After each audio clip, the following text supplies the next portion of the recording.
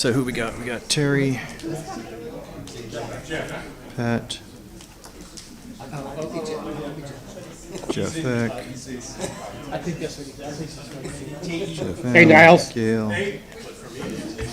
How you doing, Jeff? Can you hear me? Yes, I can. Thanks for the reminder. Of It's course. 6 o'clock here, and I had my time zones mixed up. Oh, yeah. No, that's all good. I just wanted to make sure you were there, so, Yes, thank you. okay. Okay, so we're good to go. Call to order the Parks Board, Park Streets Recreation Board for September 6, 2023. Present online is Jeff Eck, Terry, Pat, myself, Jeff McIntyre, Gail, Preston, Niles, and John Strong is sitting there if we need him. Next Parks Board meeting will be held on October 4th. Usually, there's a section here that says citizens' comments on agenda items. If you do want to comment on agenda items, especially the trail, we do have a sign-up sheet up here on the front. If you haven't seen it yet, please sign up.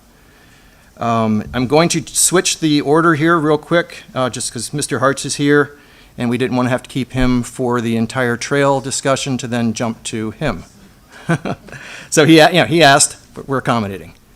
So the first item then would be street naming recommendations for the Hartz property. And Niles, do you want to Yep. start us off there?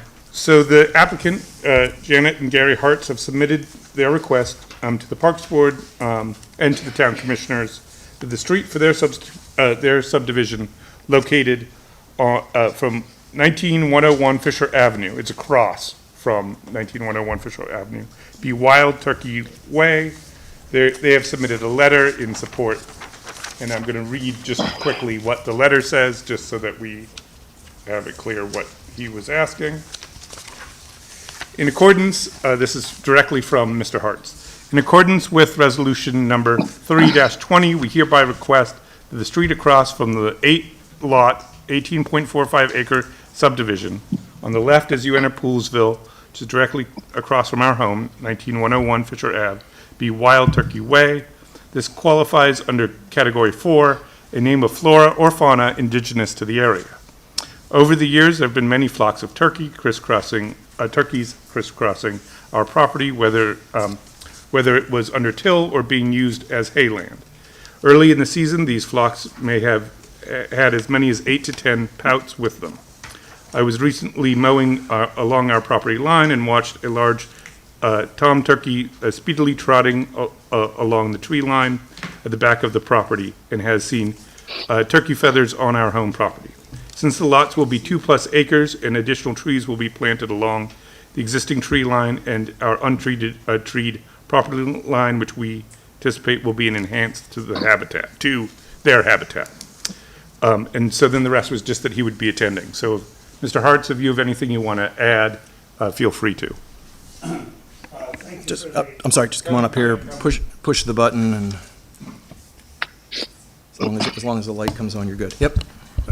Thank you for the accommodation, and thank you for your volunteering on one of the numerous boards and activities within the town of Poolsville. Much appreciated. Name and address.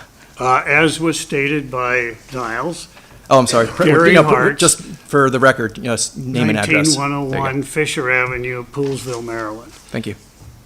And thanks a lot, and hope you give positive consideration. We tried to track consistent with all the town policies and guidance.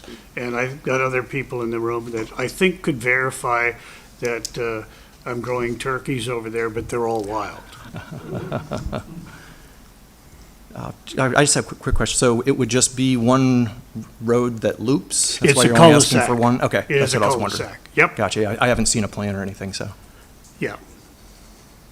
All 8 homes off there, and it turns out that it could have been possibly Fisher, but it was determined that it would be better to have house numbers off of a named street than additional house numbers off of Fisher Avenue. And that was, I don't know if that was a county or town suggestion, but, that's why we're accommodating, that.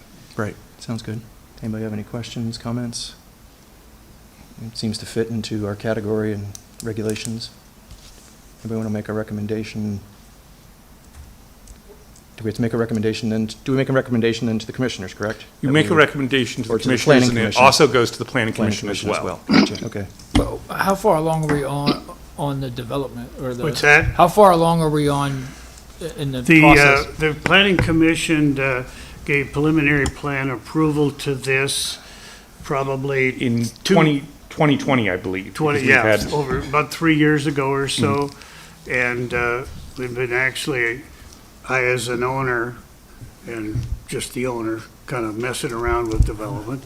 But as an owner, I've been dealing with it since 17. The property was annexed to the town in 86. Or, no, excuse me, 89. We've owned the property since 86.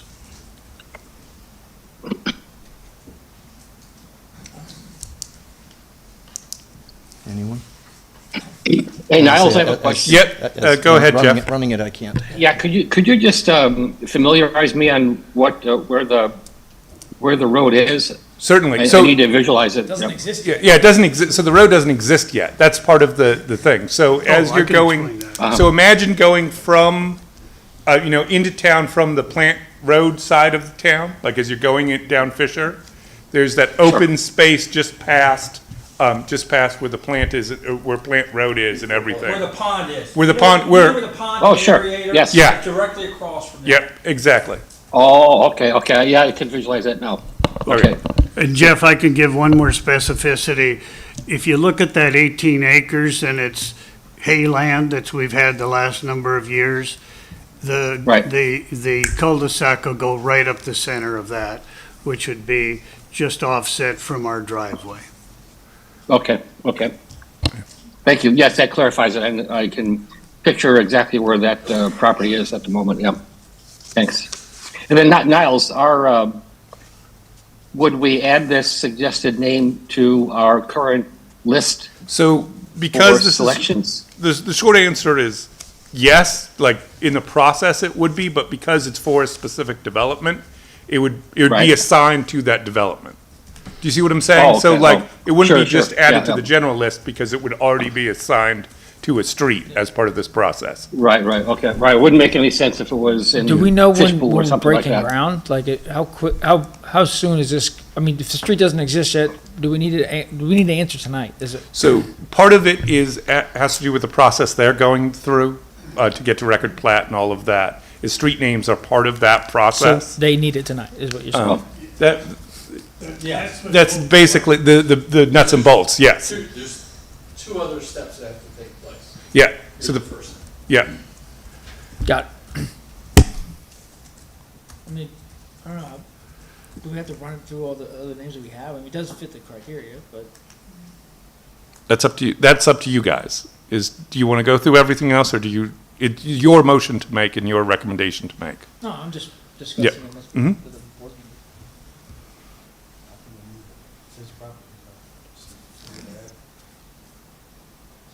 That's how I feel, yeah. So hit your button there. Yeah. All right, make a motion that we move this ahead to the planning commission and the commissioners for the naming of the property, the street on the So Hart's we're property. we're making a motion to recommend to the commissioners to, the name of the street should be Wild Turkey Lane. Wild Turkey Way. Way. Way, excuse me, Yeah. Wild Turkey Way. Anybody want to second it? I'll second. Okay, so we got first, or motion and a second, what's it? Yes, Yes, plus Jeff. yes, Yes. because, Wait, Jeff counts. Okay, all in favor, signify by Aye. saying aye. Aye. Anybody opposed? Aye. Nope, doesn't look like it. Okay, Yeah. that passes. Thank you, sir. Thank you very much and have an enjoyable evening. Name, Commissioners have to approve. Terry, yeah, and planning commission. Terry, motion. And Pat, second. All right, second thing, so since we swapped the two, next on our agenda will be the discussion of the proposed Hunters Run Trail. Just a quick thing here, that I wrote some of this stuff down just so I wouldn't don't forget it. Parks Board has always been a very open board when we're discussing topics. We try to let everyone have their say. We don't try and cut you off. We try to do a little back and forth. With that in mind, we do ask, though, you try to be concise, try to be considerate of everybody's time, because we do have a lot of people here this evening. Before we do get started, I'd just like to say that, under advisement from our town attorney, I'm actually going to recuse myself from the board for this part of the discussion, since my property borders the proposed trail. And I'll be participating as a citizen, be sitting over there next to John. So I turn the meeting over to Pat at this time, and Niles. So Pat's going to run it.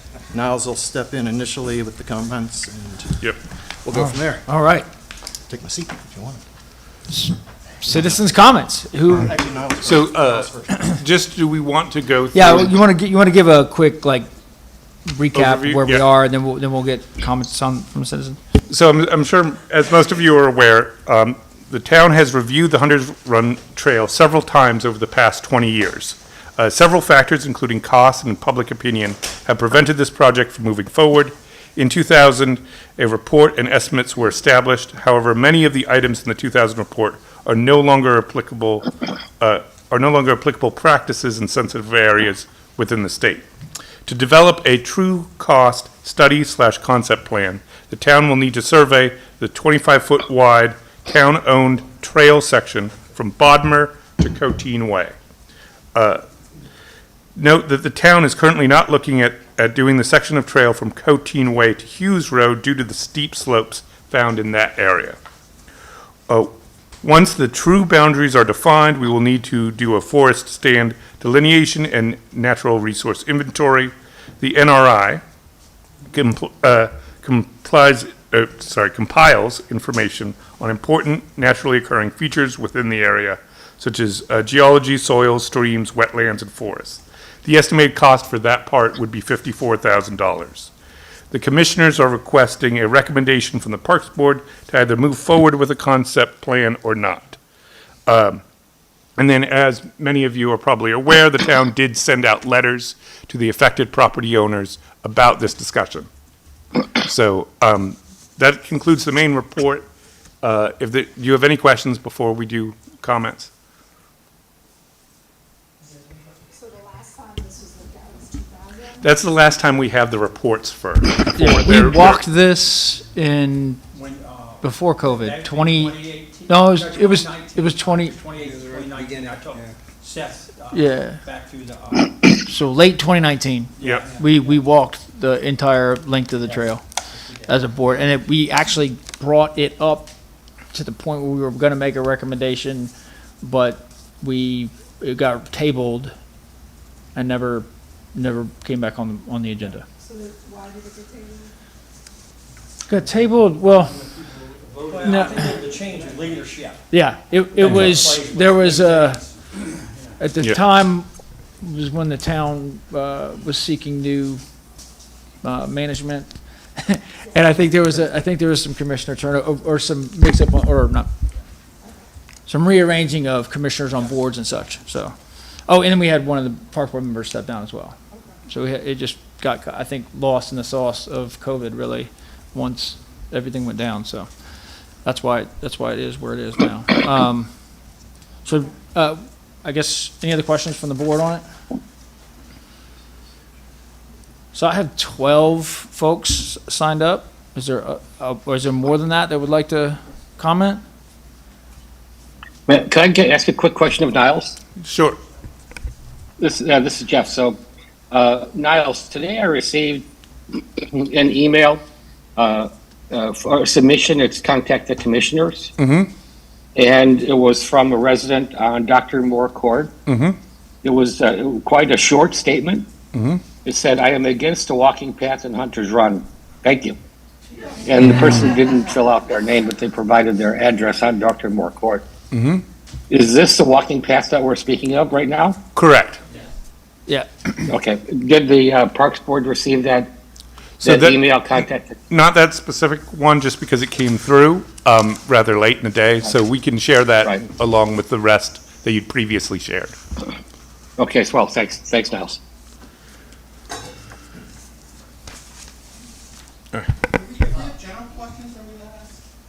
So that's up to you guys how you want to conduct the comments. I mean, if there's general questions about the, why don't we just go ahead and have the citizens come up?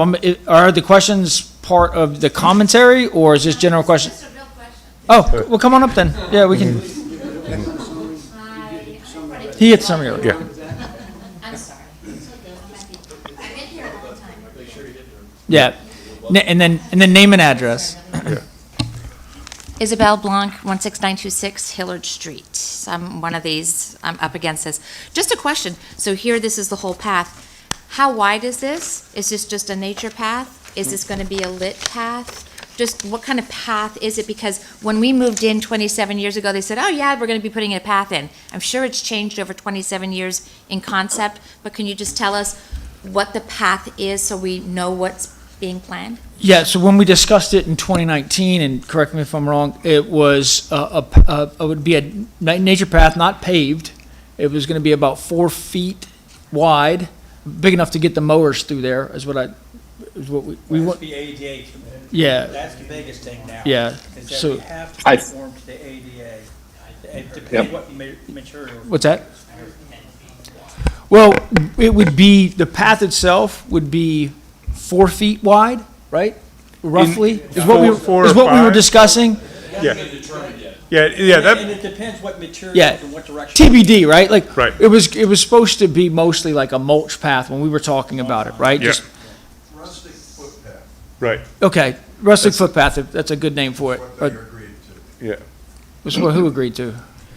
the board at the time. Okay. Oh, in 2000? Yeah. Okay, Okay. gotcha, all right. So essentially, you'd have to, but it had to be a little bit wider than that, to your point, because you had to get mowers on the sides. Yeah. So it would be roughly about 10 feet, but mowed on the side, and then the path itself would be roughly around 4 feet. And just for reference, as I mentioned in the memo, the area around it will be about 25 feet. The whole town easement would be about 25 feet wide. So the path itself will be the center of that, but that's the whole area that is already an easement with the town. That was part of when it was developed. And it would Just to not be clarify that lit, part. to your point. It's not a lit It- path. This is a yes. rustic trail. Right, yeah. And not, Yeah, one sec, did you have a question, Jeff? yes, and Mr. Strong can help with this. I believe the minimum requirement for an ADA, a sidewalk that is 5 feet wide. I don't know what the minimum requirement is, or ADA requirement for a footpath. So for trails, the ADA requirements vary greatly. It's not required for a 5 foot for a sidewalk. You do have to provide passing areas, and also the slopes have to be considered. Do you mind if I just go Yeah, through just this go whole through thing? it. Okay. All right. So there's several different things that have to take place. And the NRI FSD is part of the critical part to determine what the conditions are. From the time that the 2000 report was done, and I was much younger and was looking at it, the specifications for crossing areas of drainage have changed. It would probably, we envision that you're not going to just be able, back then you were able to drop culvert pipes in, basically. That those times have changed and probably not going to be available for design purposes at this time. So it's going to have to be determined where the passing zones would be for ADA. The requirements for a trail, like I said, are very, very different from what a sidewalk is. So it all has to be worked out and figured out, what we can do, what we can't do. And of course, we have to always take in consideration ADA requirements. And so just to piggyback on that for John, that's why the discussion sort of at this point is about that concept plan, because that's the first step in looking at this fully. You gave us like, back then, Yes, so, a gazillion different alternatives here? That is correct. It was kind of, it was a concept. We did look at it and hike it and get lots of thorns in our sides, but yeah, we looked at it at that time. In 2019, a student, I believe it was, came through and said, hey, this would be a great high school project. to just put in, yeah, to put in a mulch path.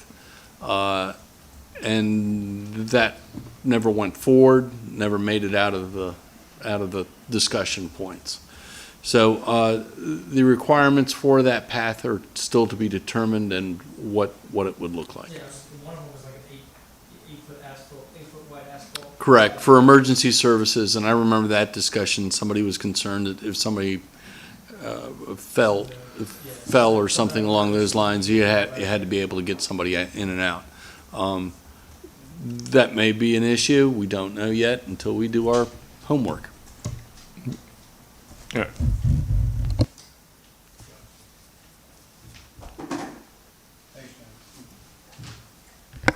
I guess I just have one question, just a question. Yeah.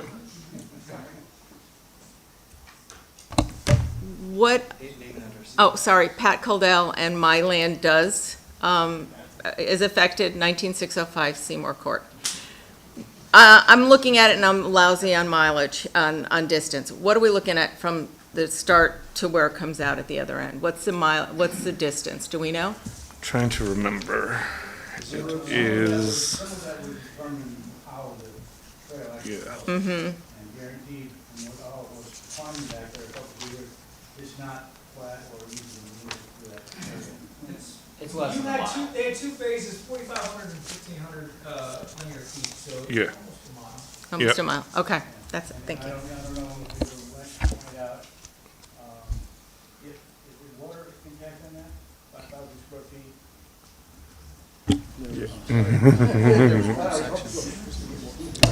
So in the John Strong, in the process of looking at it, we do know we're going to have to deal with several different things, most likely. We're going to have to deal with Montgomery County for stormwater management. We're going to have to work with MDE. We're going to have to work with also the Corps of Engineers, most likely, because some of the areas will probably go through a wetlands area, and we'll have to develop most likely a boardwalk type situation.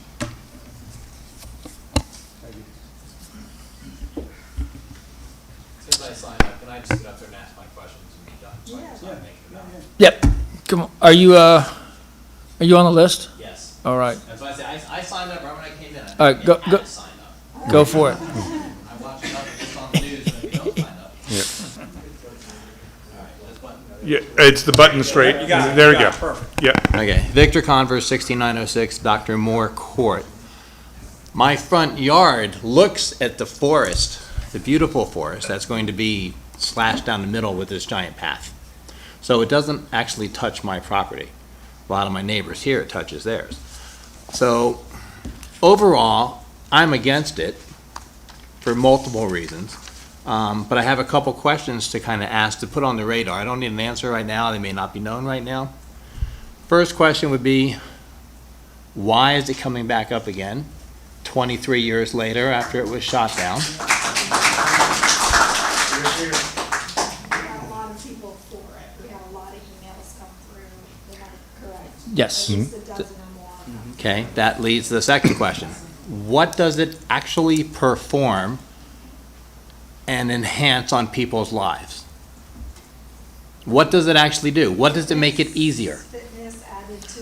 Why? But that's, hold on, I understand your question, but that's not our, we don't have to, we're not answering that. And I said, you don't need to Like, know those that's answers not, right now. Like, But those are part of the questions I that understand lead to the that decision. should be brought into the Right. decision-making process, but that's not our board's job to decide, like, why are we putting this in? If the town is, if it's a benefit to to citizens of the town, then we can consider it, but we're not gonna, like, are people gonna actually use it? I mean, we don't know that. Well, that would be part of the question. So is there a study that will say that it is a benefit or that it is not a benefit? And it's just that 10 people on the left over here wanted it and 6 people on the right don't want it, and what's the difference? So is there going to be a study that proves a benefit or no benefit? I think the study is really just about feasibility, what it would cost, I understand what it that. would entail, and then we'd have to weigh do a cost-benefit analysis, right, of should should we do this or should we do this based on what the information that we have? But right now, we're just thinking the information gathering stage at this point, right? Okay. I would say we're gathering and updating, like you said, 23, 27 years, whatever. A lot of things changed now. Mm-hmm. The trail and that, the ability for Louisville to fund it, or somebody, other entity to fund it. Right. So, Well, that's question 3. I mean, I've run an engineering firm for 40 years. I've designed neighborhoods, hospitals, millions of square feet of residential buildings, all from East Coast out to Sacramento, California. A trail like this is, a peanut on a, giant bread box of stuff. So that's why I bring up the question of the benefit, but if we can't answer that, that's fine. Payment-wise, I'm looking at where's money, because this is not a $5,000 job. I can tell you that right now. no, the estimates don't get too far ahead, just to keep it in Perspective. To make a Okay. decision as to whether, yes, we go with it, no, we don't, what are the reasons? No. Is This that board is not making a all- decision to recommend to the commissioners to do a feasibility study. That's it. But is that not all part of, because the feasibility study, whoever told you $54,000 is wrong too. That's not going to happen. Well, I don't know mean, where that price came from. the town engineer is the one that told us that. The guy behind you. Yeah, you wanna talk to me? We might hire you for some neighborhoods we're designing. So I'm looking at all those aspects of compatibility with the neighborhood, money, feasibility, et cetera, Yeah, I appreciate your comment. I wasn't like trying to shoot it down. I think that what your comments would actually be better served at the commissioners meeting, because they're the ones that are actually going to decide whether or not they're going forward with it. We're just saying, hey, whether or not we make a recommendation to commissioners to actually do a feasibility study. You see what I'm saying? So you make great points, but I would definitely recommend you come back to the commissioners meeting and if it gets to that point, if it were to get to that point. Okay, The and board then, has to decide the that. last point, I will follow up with the ADA stuff is completely different, that's correct, but the thinnest trail that we've put into a neighborhood across Virginia, Delaware, Maryland, Washington, state, Florida, you name it, has been 10 feet. They've tried to get it down as shallow as 8 feet, so I'm not quite sure how come the width is a question. 10 feet is pretty much a standard across probably some 35 states. I don't know about every state. But that's through a particular development, right? This is through a town That's easement, correct, right? but it's Yeah, the this is- municipalities that provide the improvement or Right. the approval process. 10 feet is pretty much rule of thumb that they're looking for. And that's for emergency personnel and passing at the same time. They don't want to have to make U-turns and pull somebody out with a wheelchair or a stretcher because they can't pass this group here, so that's Right, where the 10 right, feet. right. It all comes into, I've seen those. And that's what we're talking. I Stuff. think the idea would have to be 10 And to feet at answer least. one of your questions, since COVID, our use in the town our trails have exploded, okay? And I think. My wife runs 5 miles a day. You're talking to a guy who knows this. Right, left right. right. And so what everybody has here's seen her happened, doing it. our trail system, which Wade Yost and I started years ago, 20-some years ago, we put the first ones in. Mhm. And the use of the trails has exploded. And I think that's due because there's a lot of people that work from home now. They're home all the time. They have the time in the afternoons, middle day, and I think they're just trying to expand their trails. They're so their experience, walking the same trail all the time. And I think they're looking to, a larger loop to expand their different activities because this path will be different than the other ones. So that's where the it is. Our parks are really used now. All of our ball fields, everything. Do we have So any we- unpaved paths? What's that? Though, do we have any unpaved paths in the town though? Not anymore. Everything has been paved. Yeah, they're all paved. I think that they're fabulous from that point when there is a point to get to some place that makes it something that's imperative to some degree. Last part of the question, and this is, I'm not even gonna bring up the examples of the paved lots over here. The one behind the high school, the one behind the church where the Discovery Zone is. I can walk there any day I want to. I can go pick up beer bottles, I can pick up needles, I can pick up condoms. I hate saying it because I live here in Poolsville. That's our every day and every park. Understood. Who's going to maintain this trail unlike the other trails? That's the last That question man and I his would staff. ask. Or is this trail eventually going to look like the other ones? It is, that's part of having people on trails, and it's, I mean, Well, all then you can see trails the are- negative opinions I have of putting one Yeah, oh, right yeah, there in yeah. a beautiful little Yeah. section of woods. But there's a lot of where- homes that have these existing trails, Mhm. and, you know, we do our best doing it, but we do have, if we did not have crews go out and pick up trash, we would look like Anacostia. I'm just telling you. I 100% agree. You can't I know. believe, seriously, you can't Trust me, believe how much there was trash not a we- critique on the every day, Poolsville maintenance every staff day. at all. It was just a fact of No, I'm what just it's saying, gonna and be. you do, when you put a trail, as soon as humans start to egress it, guess Right. what? It's coming. on We it. like our bear back there, so that's another reason I don't want the path. I do too, the Poolsville Bear. Well, that's another reason why it might not get a whole lot of use. All right,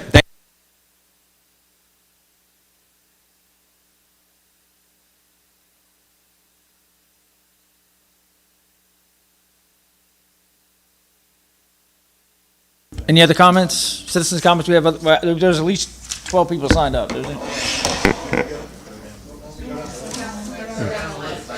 Yeah. Well, Mark?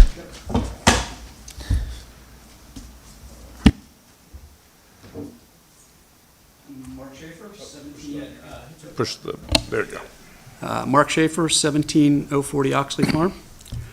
I took a bunch of notes here because I had seen some things written on Facebook, so I wanted to make sure I kind of hit some of these. So I'm in support of the trail, and I took a walk down there in the winter because that's about the only time you can get down there. It is, I guess you guys walk down there, it is impassable. If you go down there, it is briars, thickets.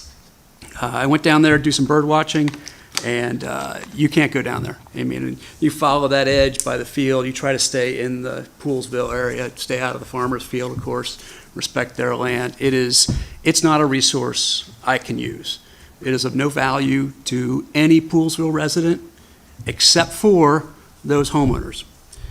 So to the community at large, it is of no value. I saw some comments about hunting down there. I looked up the statistics on hunting accidents. In the last 10 years, Maryland has had 3 shootings where someone has gotten shot by a hunter. All 3 of those shootings have been people in the hunting party. I don't think we need to worry about hunting accidents down there. I think we can trust our hunting neighbors to not shoot into Poolsville town. So I think we should put that out of our minds. It's 0.8 miles. I guess it might be a little bit different than that by the time you go up and down back there. That's about, 20-minute walk that you would take on that. I think it's a reasonable thing to figure that you're going to walk for 20 minutes without being able to be accessed by some public safety person, something like that. I would walk that way. I think a lot of people in the world can walk that way. Most of us are old enough to remember when you didn't have a cell phone and you would be away from access for that amount of time. So that doesn't bother me one bit. Let's see. If you walk down there, it's 10 feet wide for a ways down there. And then you get to the Beaver Pond. Beaver Pond is there. I think that's where the wetlands issues are. So that's a very short segment there for a little while. There's access to the wetlands from the other side. You can kind of view the Beaver Pond. It's really beautiful. So we'll have to deal with something there. But then you walk down, it's 10 feet wide again for a good long ways. Then you get to a wide area. I don't know how many acres it's number. I looked at it here on my map. Commissioners of Poolsville owns it. The last way is down to Coteen Way, and it's probably several hundred yards wide there for a good long way. That area is filled with little trails, little mountain bike trails kids have made. It's filled with, that's probably the area you're talking about, it's filled with garbage. Putting a maintained trail there would be a safety thing.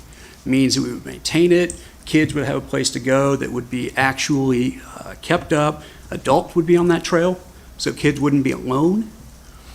So I think that would be a great value to us on the whole as far as safety. I'm interested in understanding why we can't build a primitive trail. I think that would be of value to us when we do the research. I know we're talking about an ADA trail.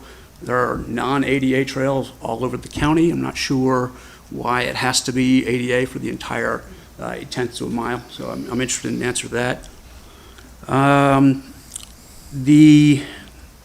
the thing that bothers me about this land is that there are about 20 of our members of the community who benefit by what is basically a privately sanctioned property. I can't use it, it's unavailable to me. I can't go bird watching down there, I can't hike there, but the 20 houses right down there, they have this private lot. So if we're not gonna build there, if we're not gonna put a trail there, we might as well just sell that land. Because we got money tied up there that we're not using for the community. We should sell it, let them build houses down there, and reapportion that money somewhere else. Because it's wasteful to us.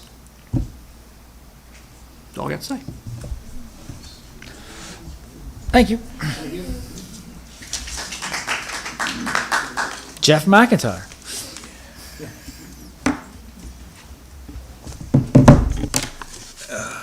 Jeff McIntyre, 19607 Seymour Court. With regards to the proposed trail, I've got a couple pages here, 2 or 3 pages of comments that my wife and I come up with. With regards to safety, I would just like to point out it is a 3/4 of a mile long trail, as people have said, but there is no way to get on or off the trail in the middle, except if you go through people's personal property. My thought is I don't think parents who have little kids would like to have a stranger come walking up through their backyard when their small children are out playing. And I would say neither would the homeowners, if they're sitting out in their backyard, would like to have somebody come walking up through their backyard, a stranger. The trail, if you look at the map, would be located more than 100 yards from most of the residents that butt up to it. My wife and I did a test. If you go out all the way out there, you holler out. If I'm in my wife was in the house, you don't hear a thing. If you're standing back there, if I'm on my back porch, I can hear an echo, but I can't tell where it's coming from. So, if a child were to wreck their bike, starts calling out for help, somebody like we had incidents recently where somebody wrecked a motorcycle or whatever it was up on one of the trails here. Somebody calls out for them, nobody's going to hear them until somebody walks along that trail to give them a hand. Heaven forbid, if somebody were to be assaulted, they're not going to hear or be seen. In regards to the hunting, yes, there is year-round hunting there on the Willard Farm property. It is for crop damage protection and other seasonal wildlife hunting.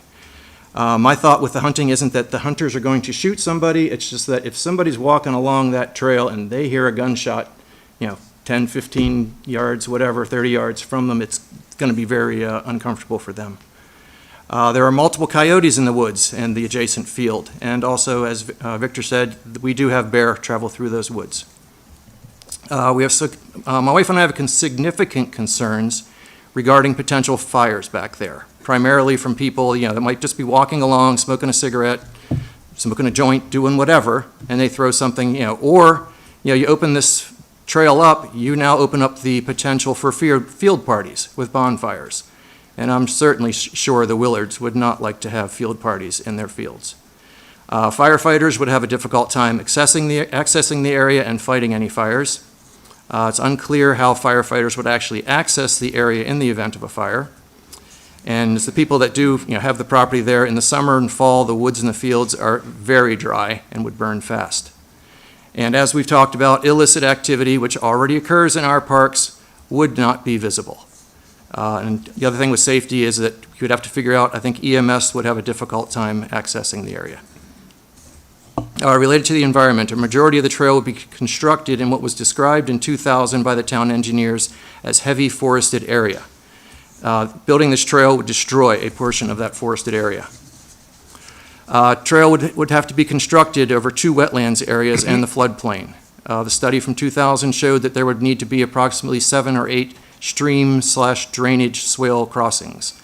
It was also determined the construction of approximately 250 feet of boardwalk would be required for the wetlands area. This area is home to deer, fox, turkey, rabbits, groundhogs, coyotes, birds, and, as we've said, bear. This would be a large impact on their habitat, which has already been disturbed by adding additional building in town. So I ask, does it make sense to alter the wetlands and natural habitat to construct a trail that will run parallel to the existing street and a sidewalk? And sidewalks are already an integral part of the town's trail system. With regards to impact, we've already mentioned it, daily maintenance would have to be taken care of, and picking up littering would have to be taken care of by the town staff.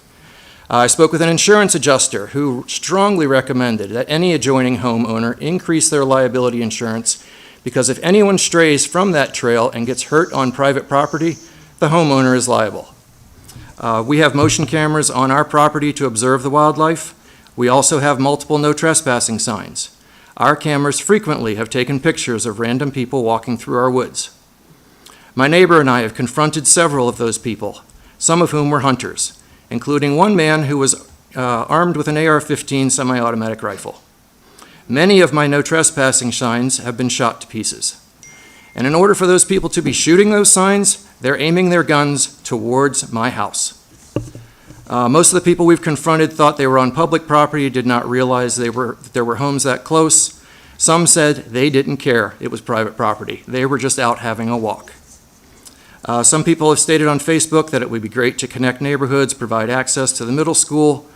Currently, the quickest and safest way to get between the neighborhoods and to the middle school is along the sidewalks in the street that we have. With regards to the trail being in the master plan, I would like to point out that the current Poolesville Master Plan has a section entitled Sensitive Areas Element. This document deals with, and I quote, streams and their buffers, floodplains, wetlands, and agriculture and forest lands, and states the goals, objectives, principles, policies, and standards established to protect these areas from the adverse effects of development, end quote. The document specifically lists Horsepen Branch wetland, it's a stream, as an area to protect. Horsepen Branch would be disturbed if this trail is constructed. The document states, I quote again, the town has taken the position that wetlands, the 100-year floodplain, and the 25-foot buffer to the floodplain are to be placed in a conservation easement. This process serves two purposes. First, to aid the town in creating ecological niches for diverse species growth. And second, to provide the town with the ability to enforce no construction or extremely limited construction within conservation easements, end quote. Document also states, I quote again, the town recommends that intermittent and perennial streams be regarded as environmental features and surrounded with a 100-foot buffer. Similarly, a 25-foot buffer should be designated around wetlands, as is the practice within parts of Montgomery County, end quote. So just after reading this section, I question if the town can or even should consider constructing a trail in this area. The same document from the master plan also states, Poolesville's responsibility is to be a steward of the land. This stewardship responsibility can be summarized as to protect, where possible, hold on, here it comes, and to enhance the existing natural environment of the area within the town limits of Poolesville. To further quote from the document, it is the goal of this plan to ensure that all future development is planned, designed, and constructed in a manner which will conserve sensitive natural resources and promote a healthy and sustainable environment for present and future residents. There is also a forest conservation section in this document. It states, the forest canopy and its supporting system is the starting point for filtration of precipitation and control of runoff, and furthermore is an integral part of the environment. Forest conservation and afforestation efforts are critically important components to protecting and promoting healthy water, end quote. So I got copies of those documents that are on the website if you guys want them. I was gonna say, you just point out, we I'm just- got a lot of people behind you. I my know friend. it, yeah. I know. So in addition to that document, you've got the Sustainable Poolesville Committee's website. It says that, in June 2016, Sustainable Poolesville Green Team partnered with the National Wildlife Federation, registered the NWF's Community Wildlife Habitat Certification Program. Poolesville became a certified sustainable community. 2014, and the NWF's website, it states that Poolesville has taken exceptional action to preserve, enhance, restore, connect wildlife habitat, while also communicating the importance of habitat stewardship to the public. These efforts made under the auspices of the NWF's Garden and Wildlife Program contribute to establishing a network of thriving communities where people, wildlife, and plants can flourish. So my comment there is I would think that by participating in this program that we would want to be supporting our wildlife habitats and not destroying them. It seems contradictory to me to be in support of Sustainable Poolesville and also in support of constructing this trail. All right, just about done here, Pat. I know, hold on, but there's a lot of trails through other areas that we as a board voted on that were would be considered wetland or the same thing when we connected, the different Brightwell communities and through the Stony It was Springs all, development? and those were also done as part of the development of the, or in construction of the developments. But we as a board had to approve those though, right? We just approved their location. Right, Because but they I were on the mean, master well, what plan. I'm saying is, those are through areas that fall under the same thing that you just mentioned. Is my Oh, point. well, Like, they don't we've go- done it as a they- board. At least they don't go through wetlands, they didn't go through the floodplain. There's definitely wetlands and creeks. Well, Absolutely. the one place where we got the boardwalk, yes. There's 2 boardwalks over There there. are 2 boardwalks, okay. I'm just saying, like, you Oh, make yeah. very good points. I'm just saying, like, we have to look at it from Oh, a I agree. balanced I'm just, perspective. I'm just bringing up all the points here, just things that we've talked, that my wife and I have talked about. So I just had a couple requests, recommendations, and it would just be, have a natural resources impact study performed, discuss the safety concerns I've mentioned, talk with the fire department, have them do an assessment on how they would respond to any EMS or fire situations, maybe a risk assessment also. Oh, quick question, sorry. John? What's that? Would that be part of the study, whether or not fire, would we be consulting with? Questions that we would ask. We would ask, or we would do a study? NRIFSD would capture. Would it capture all that? Okay. Sorry.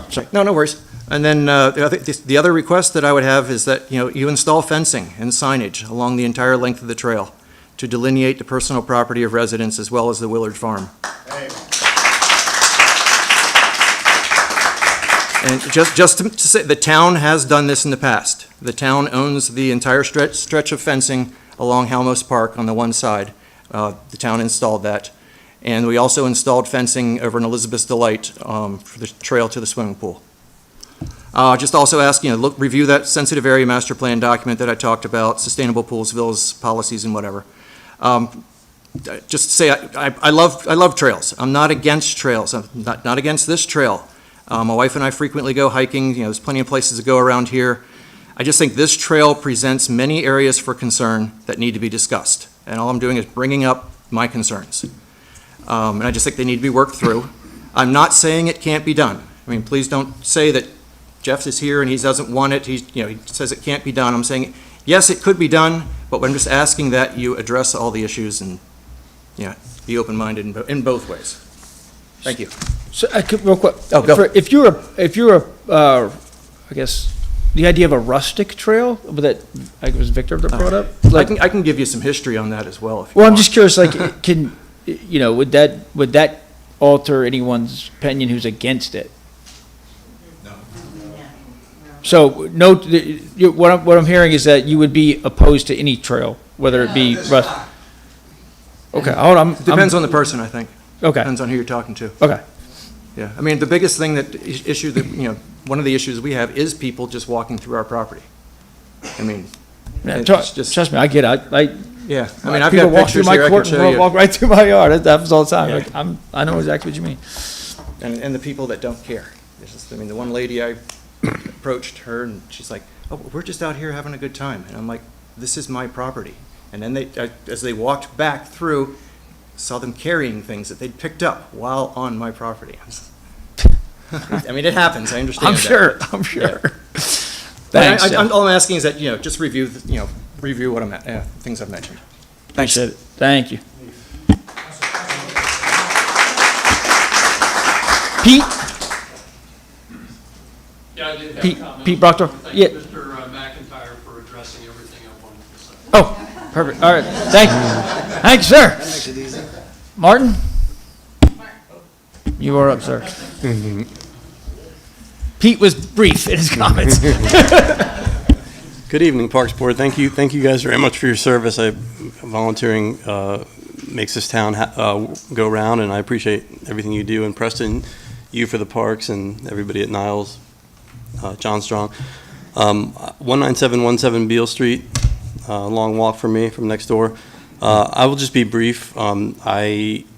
My family and I use the trails around town all the time, and they're well maintained, and we really enjoy it. And I would appreciate exploring the possibility of making this a trail. If it's not feasible, if it's too expensive or whatever, so be it. But it seems like it's something worth looking into. And that's all I've got. Thank you very much. Have a nice evening. Michael? Is it Michael? Yes, thank you for pronouncing that. So Mr., okay, gotcha. Mr. Bowie?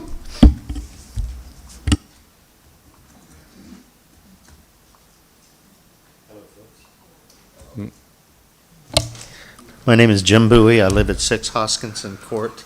I've been a resident of Poolsville for 45 years, seen lots of changes. Jeff pretty much covered everything I was going to address. And one thing about safety I wanted to bring to your attention, and if you watch the news at all, over the past few years, there seems to be more and more assaults, robberies on trails, and even in heavily populated areas like Bethesda and DC. And since I back right up to this area, I understand the seclusion that I think people are concerned about, because this isn't going through town, this isn't going through ballparks like Helmus Park. This is a very secluded and very rough terrain area. I mean, I've walked through those woods many times, and like somebody mentioned earlier, it's very tough just to get through. The cost to me would be seriously out of proportion to getting this trail established. It's not a smooth terrain at all. There's lots of hills, there's lots of trees. So in order to clear the trees, you can't even leave the stumps. You would definitely have to dig those trees up. And looking at the map of our area, I finally understood the way things were laid out here. And this is from the master plan. That there's, from what I can tell, and I might be wrong, you can correct me, it seems to be only 4 streams in the Poolsville area. This stream that's behind our house is at the westernmost boundary, pretty much, of Poolsville. And when someone had mentioned to me that we were dealing with probably a federally designated wetlands area, they gave me a link to go to. Well, I couldn't find it. It wouldn't come up. Surprise. So I said, I'm going to Google this. I'm going to go federally designated wetlands area, Poolsville, Maryland. And guess what? This came up. This was the sensitive area that Jeff McIntyre had already brought up that's part of the plan. And going through this, one of the things that came to my attention, it says environmentally sensitive areas are depicted in Appendix E, Map 13. They generally consist of wetlands, floodplains, forested areas, the wetland protection areas. So I went to Map 13, and I said, well, there's a picture of the floodplains. Real easy to see. I said, by gosh, that's a floodplain right behind our house. And if you take the map of the existing and proposed trails in Poolsville and you lay it over top, because they're both done to scale, that trail is going right through those floodplains. I've been at that house for, like 30 years now, and I see what happens when it rains. I mean, it comes washing down that hill. The Hillard Farm is a big hill that starts up from West Willard and comes straight down to where the stream is. And when it rains, it pours. I mean, there's basically water coming out of the ground, above the ground. So I don't see how it could be feasible to put a trail in this particular area, mainly for that reason. Have we talked to the farm owner about, could we notified them about the potential for this trail? So I'm not sure of, is Mr. Willard here? You might have been here earlier. Okay. So I don't think I saw him. No, I wasn't sure. Jim Clifford, who's working with Mr. Willard, mentioned that Willard was aware of this, so I wasn't sure if he was going to attend or not. So I'll just keep that in mind. Okay. So do we send him a letter too? Or not? I don't believe we originally did, but we can follow up with him as well. It might be a good idea. All right, thank you.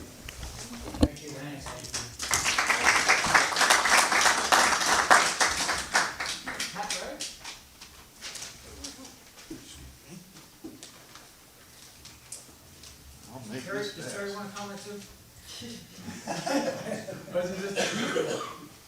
Pat Gregg, 19606 Seymour Court. Can you, I'll make this quick. Jeff said just had everything. can you push the button? Oh, yeah. One in the center. There we go. Perfect. Okay.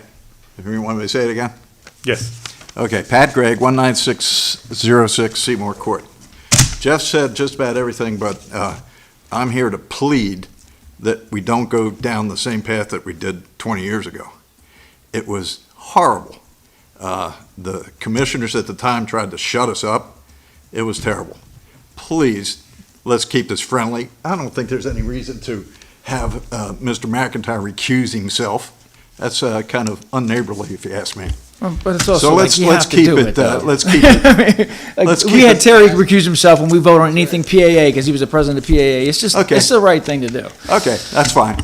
But the point is, let's not go down that road again. Actually, a very good thing was that Mr. McIntyre did, honestly. Yeah, thanks, Jeff. There's a lot of reasons we shouldn't be visiting this again. The main one is that things have changed for the farm owner. There's been a lot of pressure. Down there we have Crossvines over there, and there's a lot of pressure on him that will be annexed at some time. And at that point, we can do the trail the way it should be done. We can't do it now. And there's no reason to revisit all this. I'm sorry, I don't think I understood what you just said. You're saying that the town wants to annex that property from No, I Mr. didn't Willard? say anything of the kind. Well, you said there's pressure on the farm owner. The pressure is all over Can the you place to develop. Don't you agree Not with part that? of- That's not part of the town, though. I know. Well, that's the county. We have no control over that. There was a plan when I first moved here to annex the polo field. And By who? Mr. Willard's property was also suggested as an annex. You don't remember that? No, I don't. Okay, well, it's do you ancient remember history. They were going to sell it to the Saudis. The polo grounds. They wanted to put a school, and that was true. I know that, but was that town property? No, it wasn't. No, The Saudis. See, this Yeah, is but it's, all. now we're off topic, but it doesn't matter. This is all sad history, and I don't want to repeat this sad history again. Okay? It just also sounds like it's irrelevant, is my point. It doesn't, No, it's not irrelevant. The What Willard happens in the property- future with the farm owner is nothing we can Willard's do. property right here is going to be developed soon, right? Absolutely. That's in the Okay. middle of town. We're talking about something that's completely different. I appreciate your point, but I you. just, I thought the comment you made was irrelevant to the conversation at hand, because it's suggesting something that we don't know whether or not it's gonna happen What or I'm not. suggesting is that we don't go down the horrible history that we did Perfect. before, and that we table this until we can do it right. Understand. That's all there is to it. Thank you for, And- appreciate and it. the main reason this trail it shouldn't be, you shouldn't bother the commissioners with some suggestion that people on the other side of town, I love trails too. I'm a certified tree hugger, okay? 40 years in the Sierra Club. Everybody loves trails. This one will not work. It's stupid. It has no purpose. That's your opinion. You've already stated why Can I I- appreciate it. Can I I'm just saying express there's my other people opinion? needed behind you, is my point. All right. You've stated your opinion, Okay, but calling something stupid is not helpful to the conversation, is my point. Like, if you have good intelligence to give to can us, I just please. say what I want to say without being Absolutely. interrupted again? Absolutely.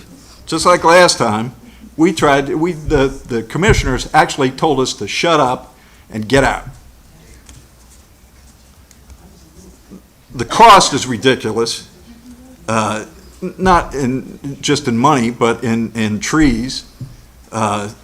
It's 25 feet wide. Even if you made it we agreed to a rustic footpath.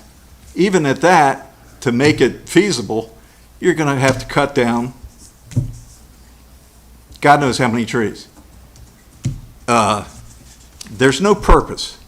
It doesn't join anything. It doesn't go to the pool. It doesn't go to the library. It doesn't connect anything. There's nothing on one end except the neighborhood, and nothing on the other end except the neighborhood. There's no purpose to it. It's dangerous because of all the hunting that's going on. The fire danger is horrible back there. Not too long ago in the big snowstorm, all those cedars were crushed. And I asked the town, do you think you should do a little lumbering to lower the danger of fire? And they said to let nature take its course. It's very dry back there. One fire would take everything down. I have personally picked up campfires back there on my property. I've got pictures of a lot of people that have just come through running. I had the entire Poolsville High School track team run through the woods, cross country. Yeah, the entire team came through the woods and through my property to get back to civilization. 100 kids come through your property? Seriously? Seriously. Years ago they did. Oh, wow. I've got pictures of, They got lost. They didn't know where they were going. yeah, they got back there, and again, there's no egress. There's no way out except to come through somebody's property. And that's just what, whatever, 7,500 kids did. Happens all the time. Hunters have been pretty good for the most part.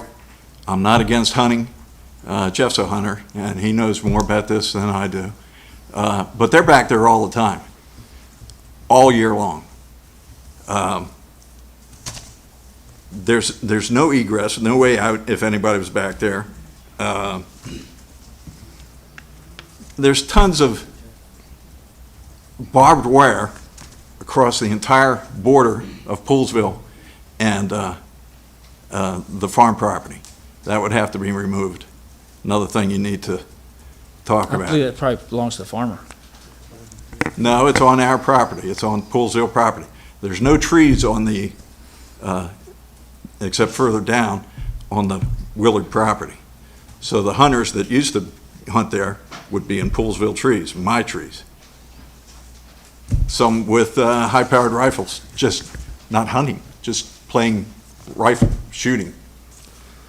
The isolation is the big thing too. Once you're back there to stay, except to go through somebody's neighborhood. And even at that, in some places like the Bronx, you'd have to go through the tree preserve, cross the stream, and then go through somebody's yard. People don't know where they are. I've had so many people back there, how do I get out of here? It happens all the time. With a path, that probably wouldn't happen. Pardon me? I said, with a path, that probably wouldn't happen. With the path, that wouldn't happen? Yeah, because they can just go to one side or the other. They know how to get out of there. I'm just saying, if you're going to make the argument, Well, make if it you want to logical. debate it, yeah, okay. That's not going to happen. It happens all the time. Like, this person came through. I've got a picture of him coming through mine. I had my dogs Without go a path, crazy. right? Pardon me? Without a path? Where the property was, and not going to be private property. I see your point. Okay. All your points are well taken. They actually mirror Jeff's Okay. points a lot. Main point is, why are we bringing this up again? It's stupid. Just table it. Just table it There's that word again. until the future when we can deal with it. I'm sure that property is going to be annexed in the not-too-distant fuure, and maybe I won't be around. But at that point, you could do it the right way. I'm not against trails. I'm a great trail user, hiked all over the place. Thanks, But Pat. let's do it right if we're going to do it. There's no reason to bring this back up again. Thank you.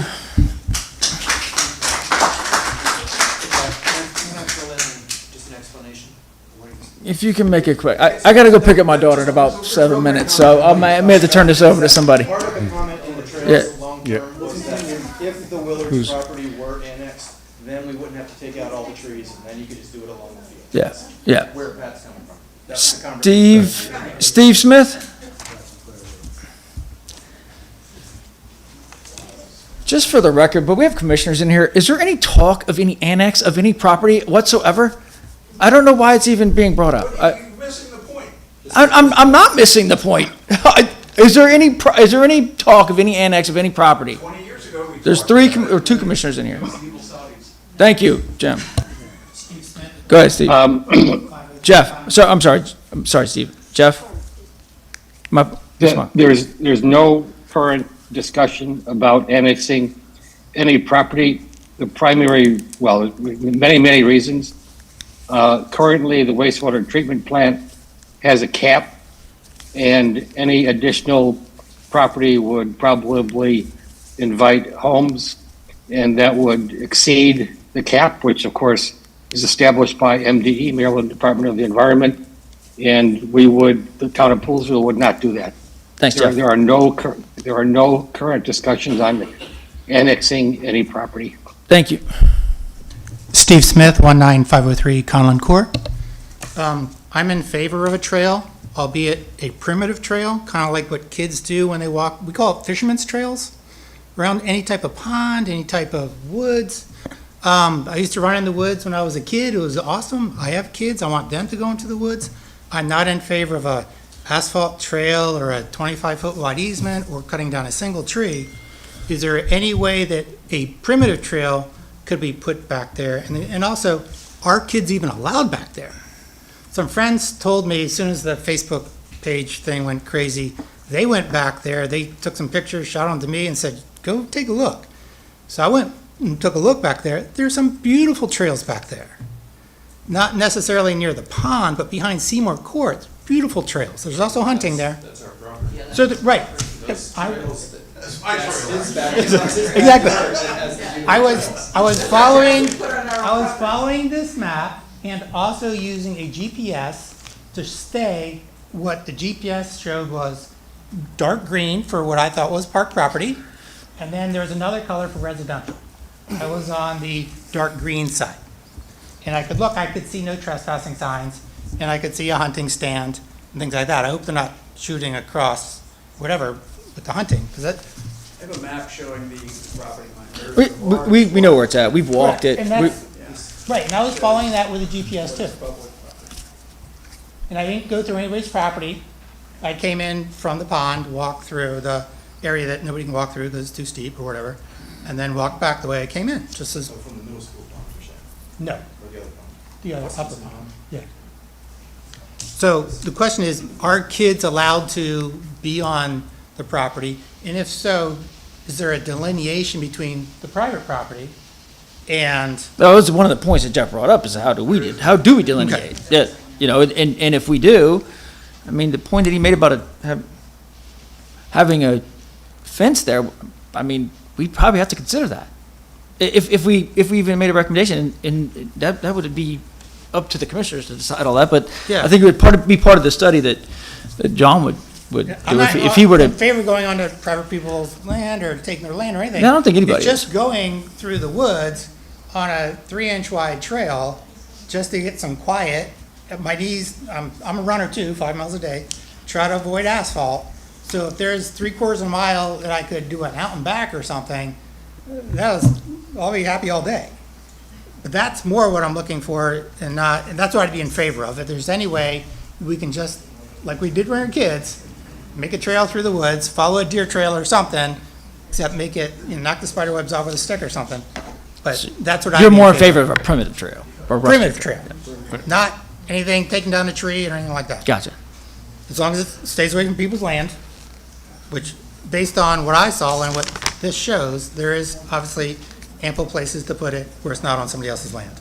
Good point. Okay, that's all. Thank you, sir. Karen, Ms. Ward.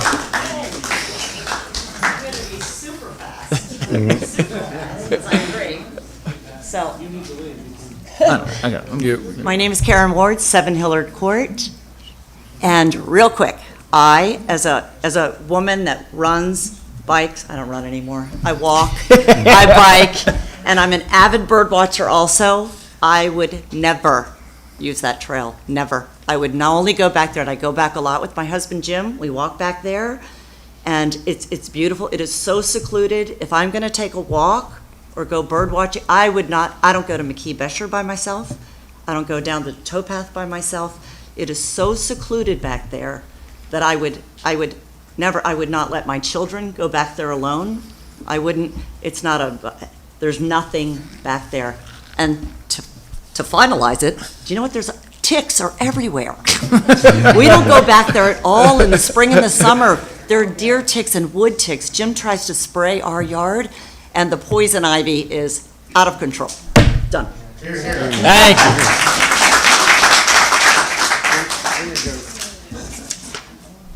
Mr. and Mrs. Paxima. Okay, I'll go first, briefly. Sarah Paxima, 20004 Hickman Way. We do a lot of trail hiking, walking. Right now, to get to a primitive, sort of rustic trail, I've got to get in my car and drive someplace, like Seneca Creek Trail or something like that.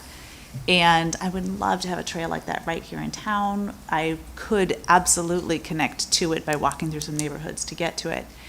And I'm not looking for a trail that goes somewhere. I want a trail that goes nowhere, that is secluded, surrounded by nature, where I can watch wildlife, birds, butterflies, and just have peace and quiet around me. So while I appreciate that the people who live there now are enjoying all of that peace and quiet, I think that there are other residents in the town who would also love to enjoy it. So that's that. Thank you.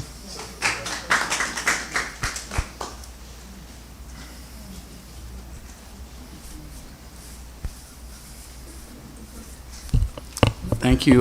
Sharam Paxima, 20004 Hickman Way. Thank you for the opportunity. I'll try and keep it as brief as possible, too. Just a few quick comments. First and foremost, just to put it in a slight bit of context, this is a topic which is so important to me that I just got back. I was coming literally on my way home, haven't even been to my home yet, from a pretty challenging medical treatment, but I feel that good and importantly about this. So what are my quick few points? Number one is I would like to acknowledge, first of all, that everyone in this room and those who are not in this room have very valid points. And I think that it's important in the bid to be neighborly that we need to acknowledge that. Second is Poolsville is a different place than it was 20 some odd years ago, whenever it was when those studies were done last time. One of the things that we all are, I think, aware is that there's hopefully not much more growth in the town itself. The question for us is, what kind of a town do we want it to be in the future in terms of improved quality of life, and not just for certain subpopulations of our residents, but what are the ways that we want to make Poolsville the kind of place that we all want to continue to live in, not just because it's based on tradition or the way that we've always done things before, but some of the new developments, some of the risks that the town commission took, for instance, on being able to sell the property to Dave and Sandy Wright for Riverworks, or some of the things that were done. It was private sale, as I understand it, but in selling the building that they've now turned into locals. These are things that are, I think, real net positives for the quality of life here in Poolsville. My bottom line for today is precisely because I think there are so many valid different points being made by different parties. Let's do a feasibility study. We're not making a decision tonight about whether the trails should or shouldn't go in, but if we're truly concerned, and I'm a certified tree hugger as well, although I'm very much for smart growth as well, because I do that partly for my own livelihood as well. But there are many, many new techniques. There are many different ways to be able to do smart growth, and there are ways to do that in environmentally sustainable ways as well. We can't just say with a knee-jerk reaction that it's a wetland and we can't therefore do any development, quote unquote, on it, right? Like vice versa, many of the homeowners have raised very legitimate points, and I think we need to be able to address those. That's done in the context of a feasibility study, and that's done in the context, hopefully, of a feasibility study that's done taking into consideration a more open discussion than just what happens in one Parks Board meeting right now, or even one town commission meeting. So I would just strongly advocate that we put the recommendation forward to do that feasibility study. I truly mean it. It's with no disrespect. I don't think that's stupid. I think that we need to, in a more spirit of neighborliness, we need to open the discussion. It shouldn't be an unending discussion, but let's do it. Let's do it right. We've got, I don't know for how long, but we've got a significant surplus this year from the budget, And so what better time to try and do some of those things where we actually want to affect the quality of life and make decisions that can affect that. If it turns out that that's, it's clear that it really shouldn't be in the cards, fair be it. I'll be, as a current supporter of that proposed trail, I would be the first one to step away from that and say, okay, we looked into it, we gave it a good faith, effort. So thank you for your consideration. Thank you. Any other comments? Okay. One last question. Oh. Just a general question. Looks like there's a lot more comments. I'm going to turn the meeting over to Mr. McKinney, because I have to go pick up my children, and my wife is not gonna be happy if I don't do that. Yeah, we're done through the list. I think these are just other people that have come in. So, ready for more comment?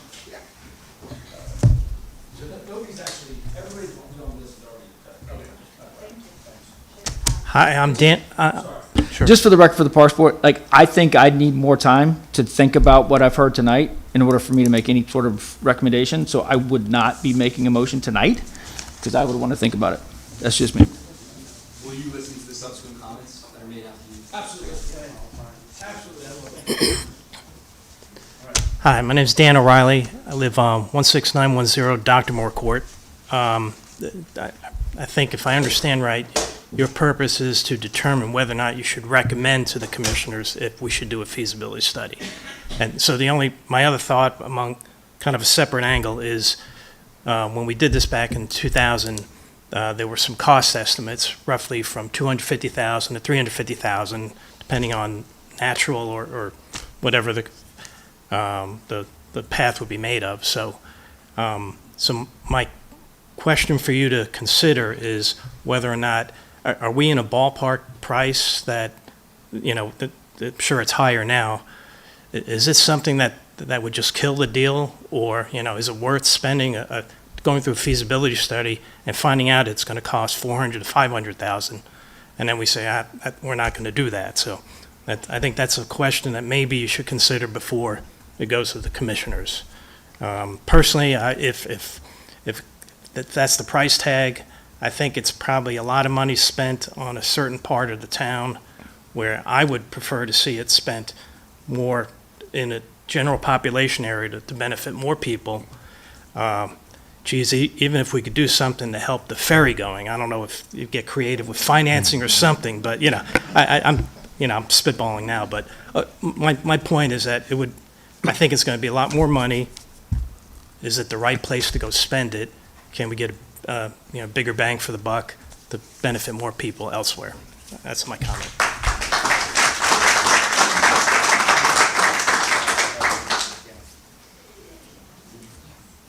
I guess this is still on. Yep, it's still on. Hello, Ryan, 19824 Bodmer. So it is going right through my backyard, and I'll just have a question, comment, just real brief. As far as the safety issue, I just would like for that safety, if it's going through people's backyard, kind of consider who has small children.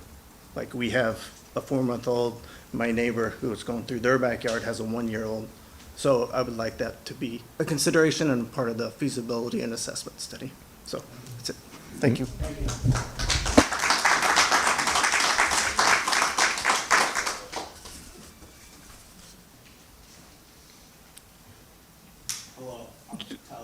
Yep, just hit the center button there, yep.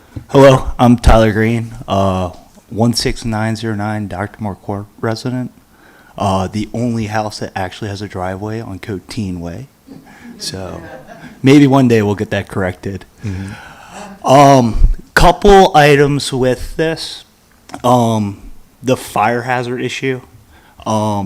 Within Dr. Moore Court, the only fire hydrants are on Hillard. They do not branch down into the original sections, cul-de-sacs. And then the Coteen Way hydrant is the only one at that end of the trail. So with that fire assessment, that should be really looked at. That's a really great concern.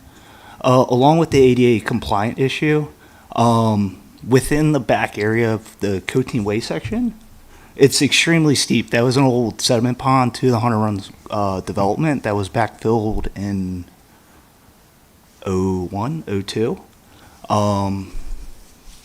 So that would have to be grade changes, import of soil to try to get to that ADA compliant issue with a lot of disturbance to that wet stream area.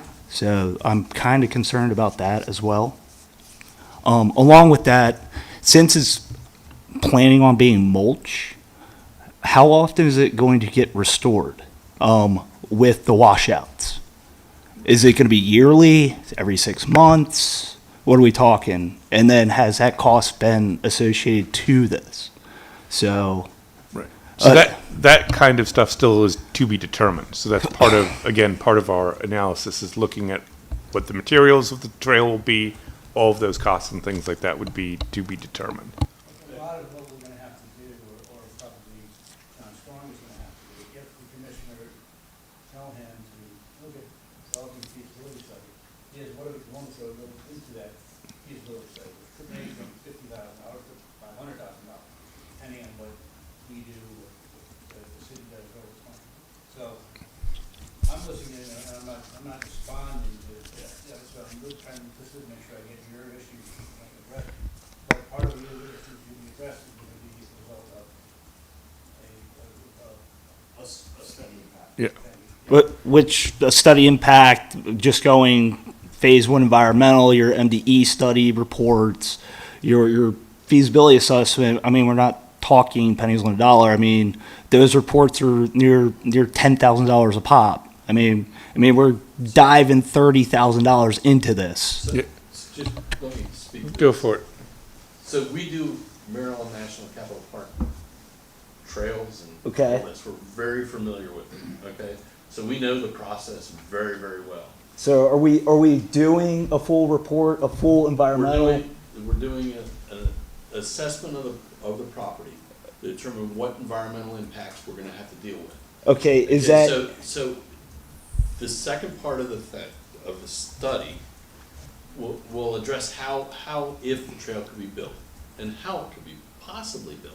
okay, And there'll probably be a couple options in there, most likely. with cost estimates and everything else of That's that nature? The permitting, that's another, Correct, Correct. because it's a So- county no, it's not a it's Montgomery County Stormwater Management Permit. and a state MDE notification This with is- all that permit. That's correct. Yeah. That's a separate. Which is, We don't know what that's gonna look like at the present time. yeah, which is not pretty because then that MDE permit gets issued into your wetland management and your That's stream correct. discharge. That's- I'm very familiar with it. Okay. So those are my. You just turn it off, so just press it again. Straight, yeah, there you You go. just click on, click off. Yeah. So that's my real like understanding of you have a 3/4 of a mile trail wanting to get installed at a cost estimate of X dollars, right? Which you're gonna have maybe 10 people out of the year use, a ADA issue, a access issue for fire EMS, a risk issue to properties where now everybody associated or tied to the trail is going to have to increase their insurance that I hope the township's willing to reimburse those property owners, which would be really nice. But probably not, and it's going to have that upon ourselves to compensate for. Watch out for the kids, look for potential assaults, kidnappings, which have been on the Fairfax Trail issue over years. It doesn't make sense. I mean, the money can be used towards the water infrastructure. I mean, every couple weeks we see a water main issue now, right? I mean, they're going out every month to go patch a water main. And we want to throw our money at a mulch trail? At a mulch trail. I mean, there's a bigger issue. I mean, I can take a water sample and go run it to an AMA lab and say, hey, we have a water quality issue. We have water main issues. There's bigger things we need to focus on then a pathway for some bird watchers where we can go walk down the sidewalk or hang out on Hughes or go down to sunflower patches. The dollars to perception do not make sense, which I understand you guys are going to do your feasibility statement and see, oh, okay, so if it was 250 to 300, it's going to probably be that $400 to $600,000 range. What's the outcome? That money is what, almost halfway to opening up the ferry, right? I understand I'm mixing two things together, but I'm putting dollars and cents into perspective. It's dollars and cents. At the end of the day, it's money, right? Or are we burning cash on some mulch that needs to be installed every year?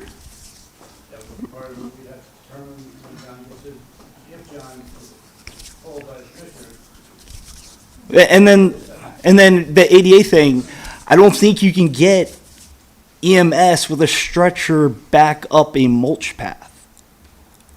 I'm pretty sure it needs to be a paved. But okay, think of a stretcher getting dragged through your mulch bed. How easy is a wheel going through that? So, theoretically, it would have to be a paved pathway at 10 foot per ADA requirements. And now you're talking near $800,000. I mean, somebody did a asphalt takeoff in their office the other day. So to look at the pathway and how many yards it would take, along with the clearing, the access to get to it, and all of that. So I think it needs to be really looked at, especially on a liability standpoint. So, all right, that's all I got.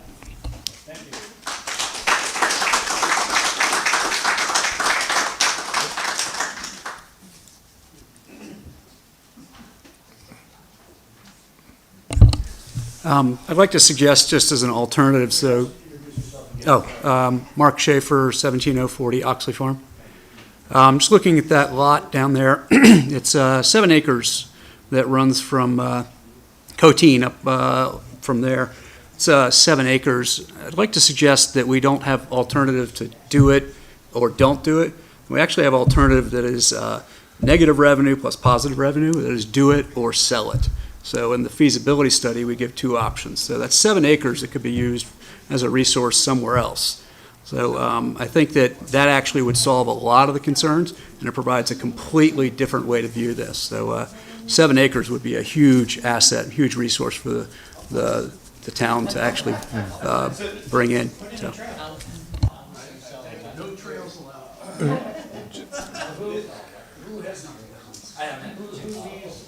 Who still gets a comment? Okay, let's do that and we'll take it. Thanks. Kevin Nunes, 16905 Dr. Moore Court. Just wanted to offer somewhat of a different perspective. I know we have a lot of longtime residents. I'm a fairly new resident, been here 3 years. I was not notified, although my property would be where the trail would end. It would dead end into the property that I own. I have a lot of concerns. I'm also a parent of 3 young children, 7, 4, and 2. The safety concerns, particularly in light of the recent incidents in Bethesda, Germantown, and on the Northwest Branch Trail, are concerning to me. I agree that I think putting the money into the feasibility study when there is an unlikely outcome that this trail would proceed is probably not the best use of town funds. So I just wanted to register that. And then the one piece that was not mentioned is I think we should take a look at the parking issue as well. I don't believe that the trail would only be used by folks that can access it via walking. I imagine it would generate a lot of vehicle traffic, which is already an issue on Hillard due to the fields. People tend to park on both sides there. You have egress for only one vehicle. It's a bit of an issue because no one parks at the middle school for those baseball fields, so it's just something else I think we should include in the feasibility should it go forward, but again, my recommendation would be against it. Very good.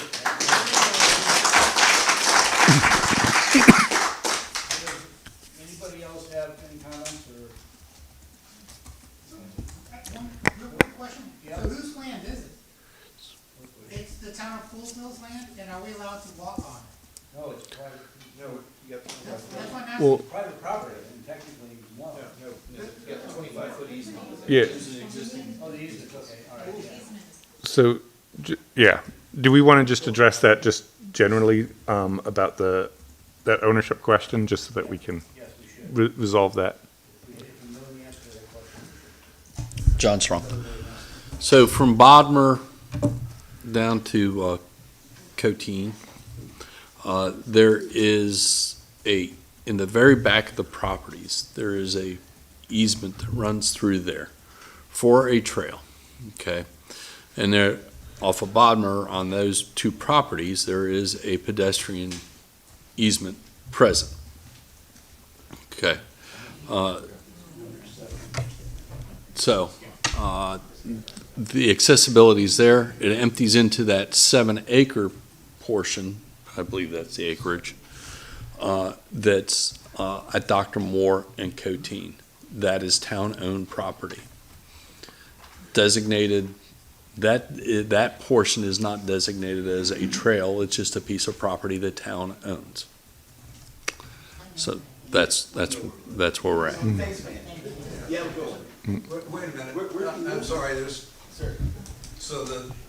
an easement and it doesn't say trail, right? Is that There's what a you piece just said? of property I couldn't hear that, you. There was- the piece of property that the town owns at Coteen Way, where that last piece of property, and that is just owned by the town. That's a town-owned piece of property. So, just to clarify exactly what you're saying, where there is, along the trail, there is an easement that is for trail, and it ends in town-owned property that is, that the town can use as it wishes. The easement is just on the properties there, that's designated for a trail, and that's what was designated, I believe, when the subdivision, I'm assuming when the development was done. when the development was done. That's true. Okay, so just making we're all clear there. That easement run to Coteen Way? Yes, No, it ends at the property, the large piece of property on it ends there. Okay. Right. So, gentlemen, how much is the larger piece of property on 15 Ways if you guys are going to sell that? that's not a that's not a discussion at this point. I'm giving you myself clear after. Yeah. Let me know. 7.72 acres. Yep, 7.72 acres, so. Does anybody else have any comments? I have a question about the 7 acres. Mhm. There's a large, there's a field. Yeah. But we have owners with their properties that come from the Willards property all the way around our cul-de-sac. But my neighbor's property is like a pie shape, and it touches the wooded area that belongs to this couple. So are you planning on going along, skirting their woods? So, Around my neighbors? so where the, And yeah. Coteen Way. So, right, so all of the properties have the easement on it, so it would be dictated by where the exact easement is. So, I mean, without looking at the map, I would want to, This is the property. This is Right. the property, Right. not the easement. right, but, yeah, So they're talking, Yeah. they're talking about that 7-acre part that goes to Coteen and Yes. back there. So that whole big section. Right. Which is just, that's not, they're saying it's not an easement, it's just. Right. And then Right. that little strip. strip is the other thing. easement, okay. Yes. So, I Just mean, so- imagine so just you for guys that are all part, talking the yeah. same- No, that makes sense. I'm trying to just, so, let me talk to you for a second afterwards, just to explain where we're going to sit with this. Everybody, I'd like to thank you very much for coming out. I thought she was gonna answer the question. Yeah, I'm just, hang on one second here, okay? One-on-one. So, just so that we can look at what the trail says, it has where it goes through that property, okay? So the 7-acre property I'm talking about, town-owned property, where the trail could potentially go is delineated on this, okay?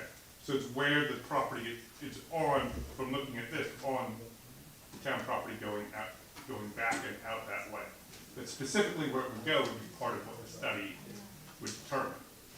I understand where you're coming from, like I wanted to walk it with you, you know. Yeah, I know that, and that's a separate thing that I wanna talk to you about. Yeah, I wanna talk to you about that, but, Because I've had everybody else come up too.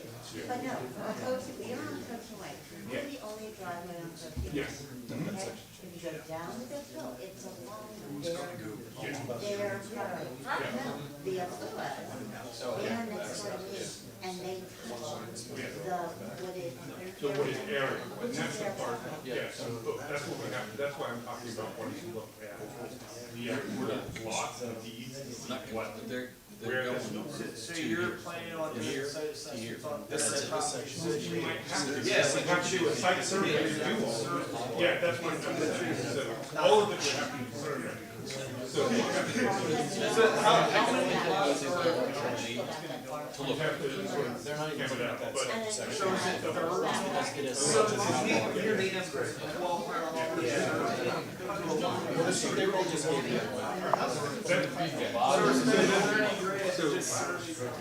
There's the 7 acres, you know what that is.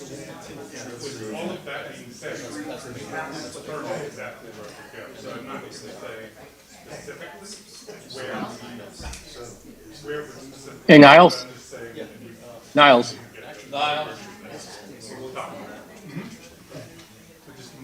Niles? Yeah, This is Jeff. go ahead. Yeah, we need to get, we need,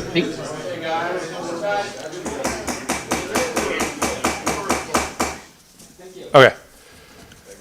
Niles, we need to get some, we need to reestablish some order to One- this meeting. one second, Right, Jeff. there are One 10 second, Jeff. conversations. Jeff, time out. Okay, so, what's your question, Jeff?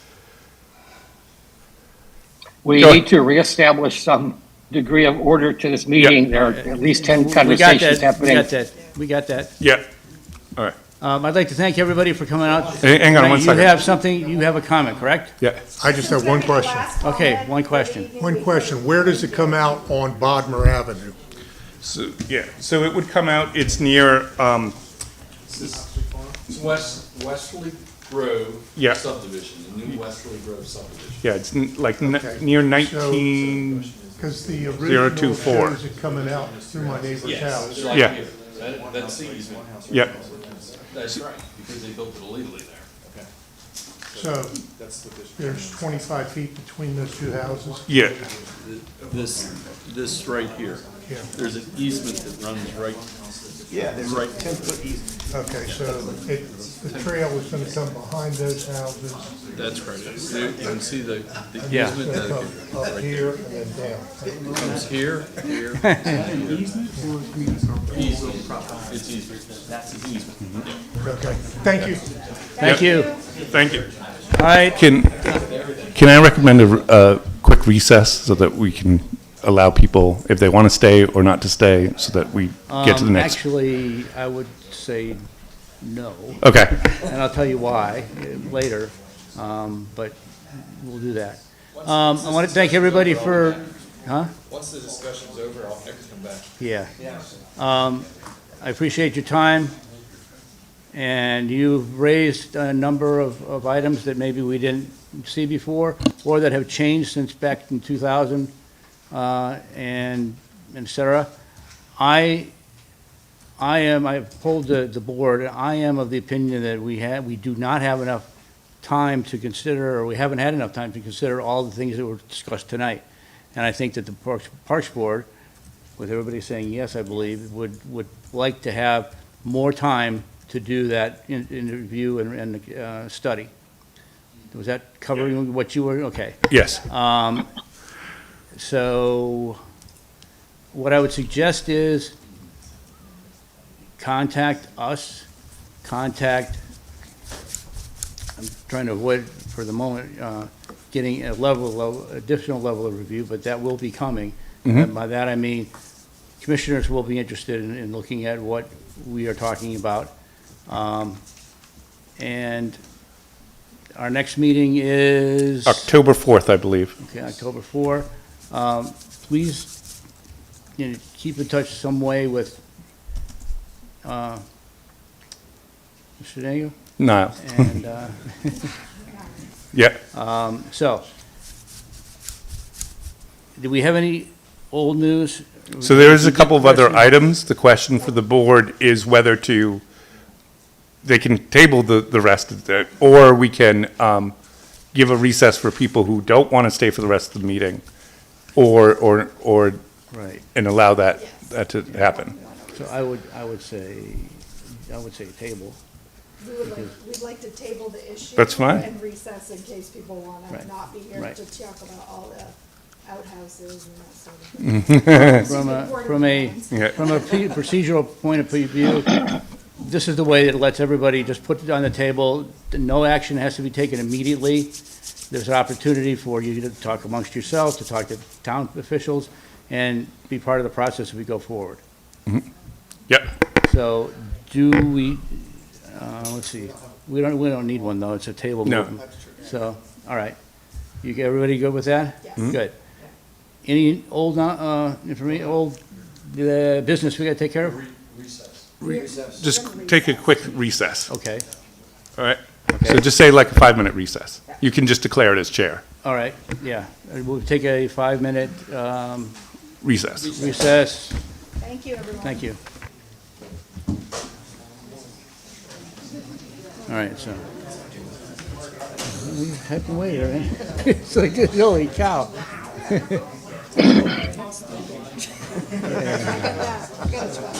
Yeah.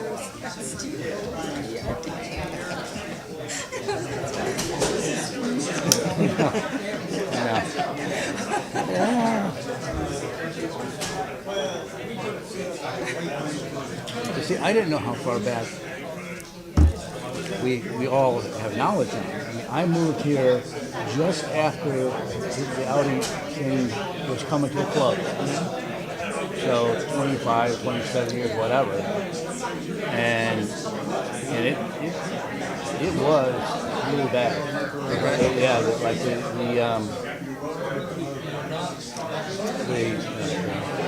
anyway, now we are letting them kind of talk about themselves, but we're not going to take any action on it after they come back. Yeah, exactly. Yeah. We're not doing anything with it. No. This conversation's done. We're moving on our agenda. Yep. So like old business, stop Right. signs. Wasn't there some, we're supposed to talk about a portage with it, right? I think there was someone asking for a portage on. Right, yeah, we're not.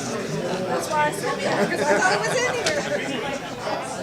Well, you know, everybody kept bringing up, well, what about bordering the property lines? When we walked that, we talked extensively about fences going up so that, like they did at Elmhurst, so that there would be a delineation between the properties and whatever trail, path, whatever that was built. So, I don't know. They seem long on memory on other stuff, but short on memory on some things. You know, I think, I'm sorry. hey man, how you doing? Haven't seen you in a while. I know, it has been. How are you? Nice to see you. And I hope I was nice. I tried to be nice. You're nice. I don't face that trail. What's that? I don't back up to the trail. Right. I was completely like, what the hell are we putting the trail there? Yeah. I don't care either way. I just want to know why. Right. Yeah. And who's benefiting? Yep.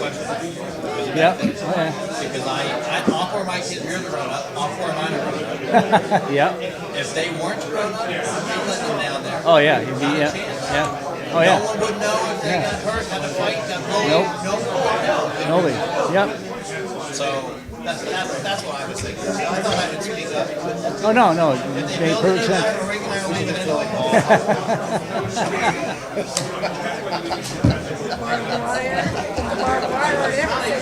Big steel slats. All right, let's see. Hey, do we still have agenda items, or are we not? No, I think we got some items. Should we get this?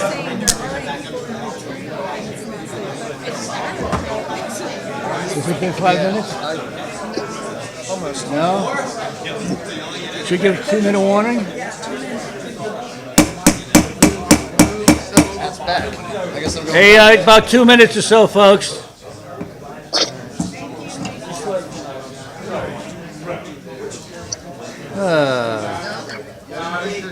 Hey, oh no, I'll wait till everybody's gone. 'Cause I'll say something in a minute.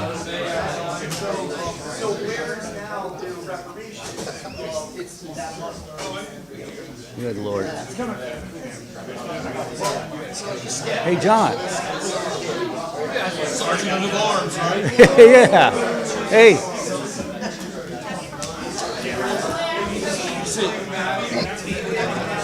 Hey, guys, we still have an agenda we gotta get through. Thank you.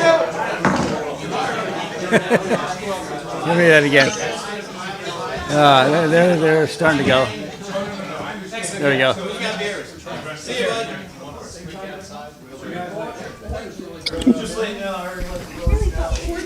It's not? What do we have left? We got street naming partner, Who? Who was that? well. Do we have any other items that somebody's commenting on? Oh, yeah, There's a couple of small things that Okay. we can get through hopefully quickly, but. Yes, it's only. Hey, can us, somebody so, just yeah. fill me in where we ended up on that? Or did we just table it? We'll table it, we Tabled need to it for take now. more, it's the same you had, the same, you know, Yeah, I'm not ready to make it. no, especially not now, I mean, Yeah. Okay. okay. Do we have Okay. things we need to take care of? So, yeah, so why don't we just quickly go through a couple of items that came up. And again, one of these, I think we just can quickly do, and then we can go through. The, so we had a resident who requested adding stop signs, I should say, to make a three-way stop at Bodmer and Butler. And so there is an area where sort of people come down. I took pictures this afternoon, and John has looked at it previously, where there is a concern about people coming down Bodmer now that there's more houses down that way. Right. And intersecting with Butler. So the recommendation is just to turn it into a three-way stop. And that was what the discussion we'd had. I don't know if, your thoughts, Preston, if you want to add anything, but. Just normally they have John take a look at it and see, do a feasibility Yeah. of it. So. Once again, I just install, Yeah. so it's, I had a question too about that neighborhood. Yeah, certainly. While you're talking stop signs. Yeah, Go did ahead. you- Or he's the guy that lives there. The ones who was complaining about it. Yeah. Because I live right there. Sir, Yeah. come on up and make. Yeah, just add it right You had to here. listen to all that parks, or all the trail stuff. All the other stuff. You take your time. Thank you. Bill Shortall, 19816 Bodmer Avenue. No, the reason was, in the evenings, people come off the stop sign down at Hoskinson, and then they just haul butt up the road and they go all the way around. I know they're getting ready to put stop signs, I think, up at Oxley Farm in Bodsmer. They've Yep. got the lines on the road and everything, looks like. Yeah, I think is that Lenara, I think, is doing that, so yeah. Mhm. So my concern is just slow the traffic down. And I know either a three-way stop sign, or we had a speed bump there. And when they resurfaced the road all through there, they took it out. Is there any chance just getting that speed bump back? Because that served the same purpose. John, do you remember that hump? Yeah, I do. Yeah, Oh, you yeah. you put it in and we took it out. Yeah. Yeah. We took it out probably because it didn't fit into It the didn't fit in. to the speed hump ordinance. It was on a blind curb, yeah? Yeah. I think he's talking about the one that right dissects where New Bodmer comes into Old Yes, Bodmer. 'cause it used to exactly. be a That speed was bump. that actually was a stormwater Right, device. but that one, Yeah. when they opened that up, because I live right there, I have the giant blue rooster, that's me. It slowed people down, but they completely do bomb up and down that street, but I can recuse myself too. So I was just So, thinking, so Ken, Bodmer so at what? you're Bodmer at asking, what? you're asking for either a speed hump or a stop sign, or I'd or like to evaluation see a of either. speed bump there. And- So can we put that on our, just something to evaluate via our, because we now actually have criteria specific to, So- if we were to install, we've had a lot of requests for speed bumps Yeah. through town. So then that's when Niles Certainly. came up and we're talking about specific criteria as to, and John gave us the exact specifications on where, how far it's supposed to be and whatever.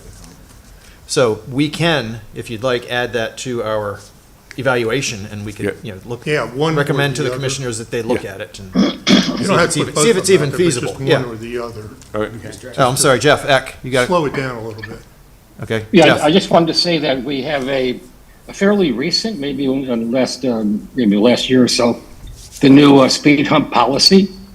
So I think we should evaluate this request and look at it through the speed hump policy, correct? Yep. Certainly, we can do that. I think So we can- that's the best way to go. That's why we came up with the policy. Yeah. Sounds good, we can do that.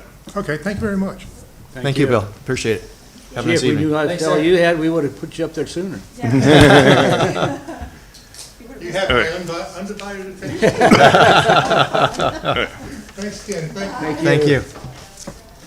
And then, just to follow up on something, just to make clear, an item that Jeff McIntyre and I discussed, the street names for Fishbowl will be tabled to the next meeting.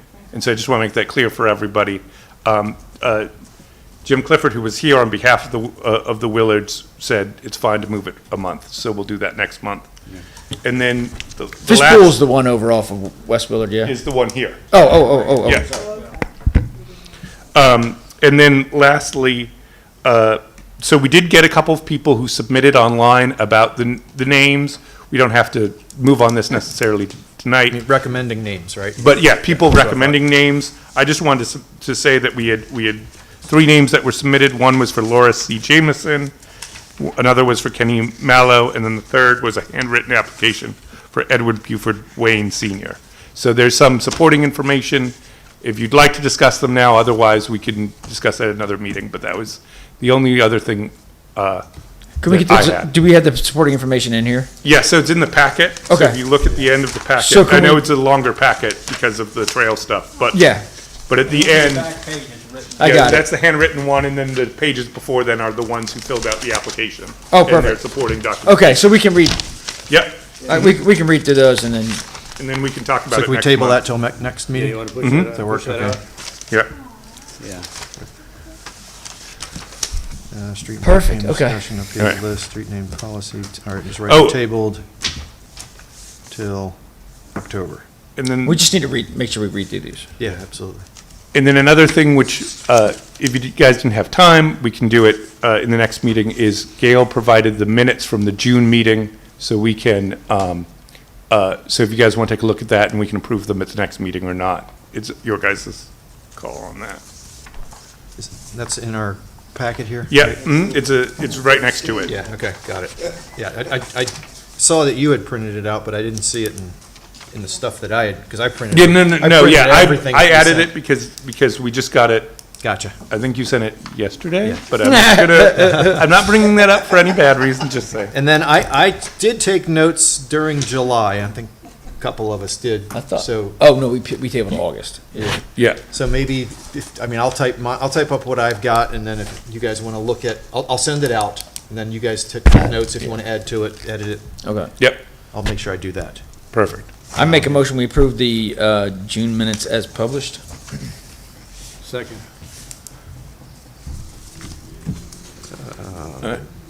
Yeah, I trust you, Gage.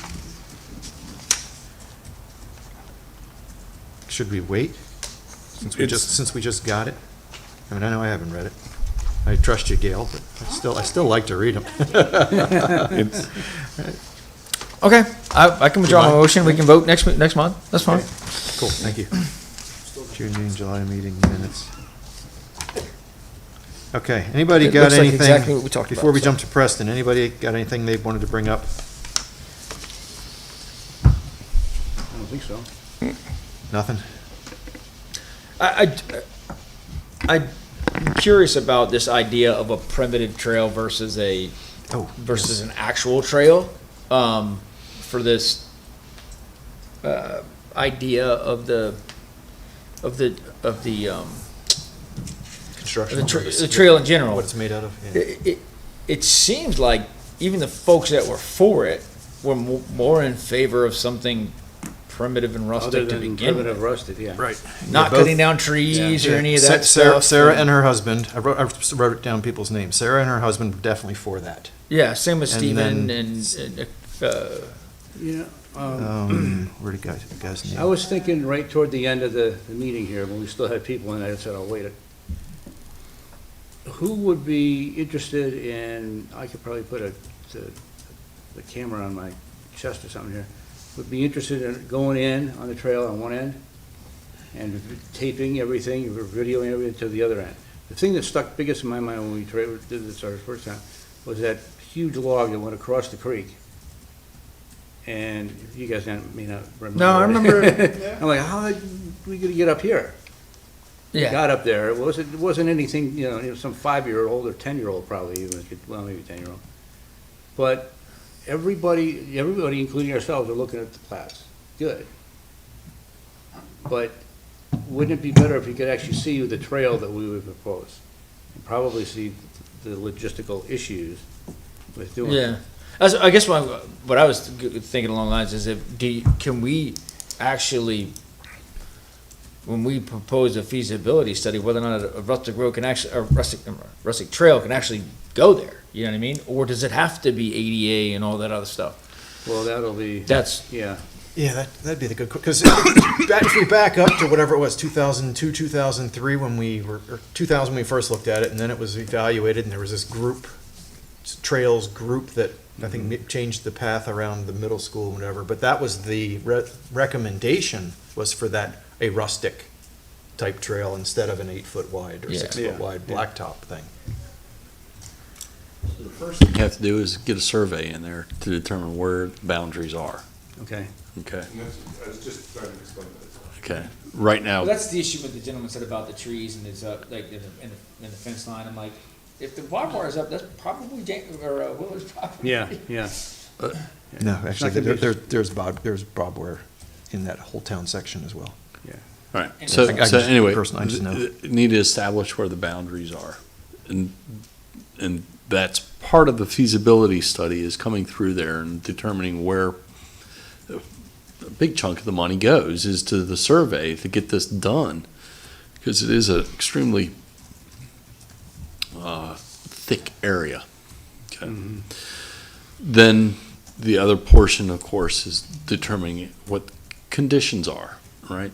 If there's not an invasive species, a species that needs to be saved.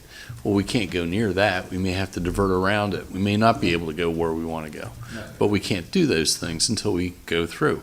If there's a tree has to come down and it's a champion, quote unquote, a champion tree, then taking that tree down has to go through forest conservation. We can't just throw down a culvert pipe like we used to do 20 years ago. You'll have to develop a boardwalk to go across that area if it's impacted. Wetlands areas. So I guess what I'm hearing from you is whether we go rustic or whether we go, whether we would recommend, we'd still have to do a feasibility study. Right, because if you build having not been back there in a long time, if you put a rustic trail in, it's quite correct. If you put a rustic trail in and there's a steep slope and you have highly erodible soils, your slope is you're gonna create a gully or a swale and really mess things up. So you have to look at all these different things to determine how you're gonna approach it. And it can be a rustic trail. There are, contrary to what some people say, there are different standards for trails than there are for sidewalks.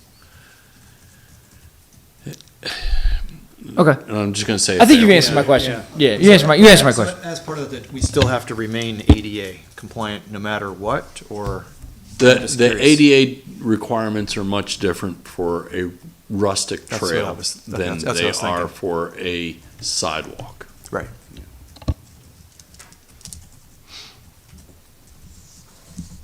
Okay.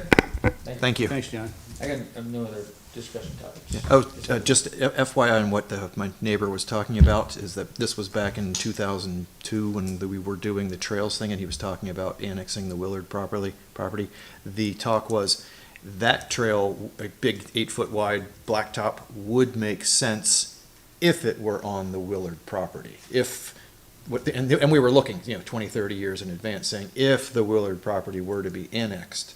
I just, Pat didn't word it well, but He's just saying if But that there's no property. talk of it No, being now there is annexed. not, but that's what, I think. But even back then, I don't. Oh, no. Mr. Willard has been.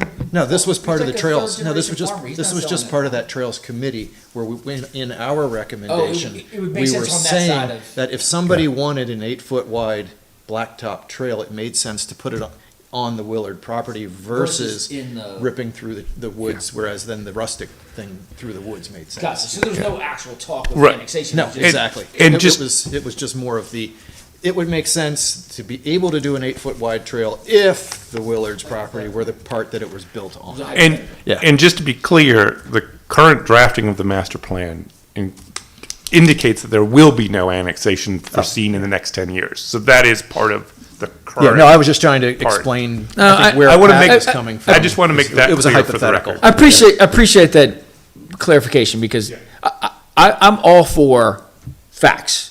Give me facts for and against, not just throwing out, Yeah, a straw man argument. I want to hear that. Yeah, this was our hypothetical 20 years ago, saying it made sense to Yeah. do a rustic trail through the woods. You know, the only way we could do it, or that made sense, would be as if it were on the Willard property and it was annexed, and, you know, like you said, hypothetical. No, Jeff sent me. From Jeffrey Ekjevin, we need to discuss, whoop, lost it, Jeff. Oh, yeah, the porta potty. The request for a porta potty. Yeah, I saw that. Oh, yeah. Where's Porta John? I was like, I know Where's that? Porta John's was somewhere in this conversation. Go ahead, Jeff. Go ahead, Jeff. No, actually, I just wanted to, because I didn't see it on the agenda, and I don't know if we're going Yeah. to have an opportunity to discuss this. Well, so I think I didn't put it on the agenda because we didn't know in advance whether it would be directed to the Parks Board until last night. So, so I don't know, if Jeff, if you want to just say, We've seen the email. right, you've seen the emails, you saw, at the discussion. And we saw Wade's reply, or, no, we saw the reply, yeah, about the.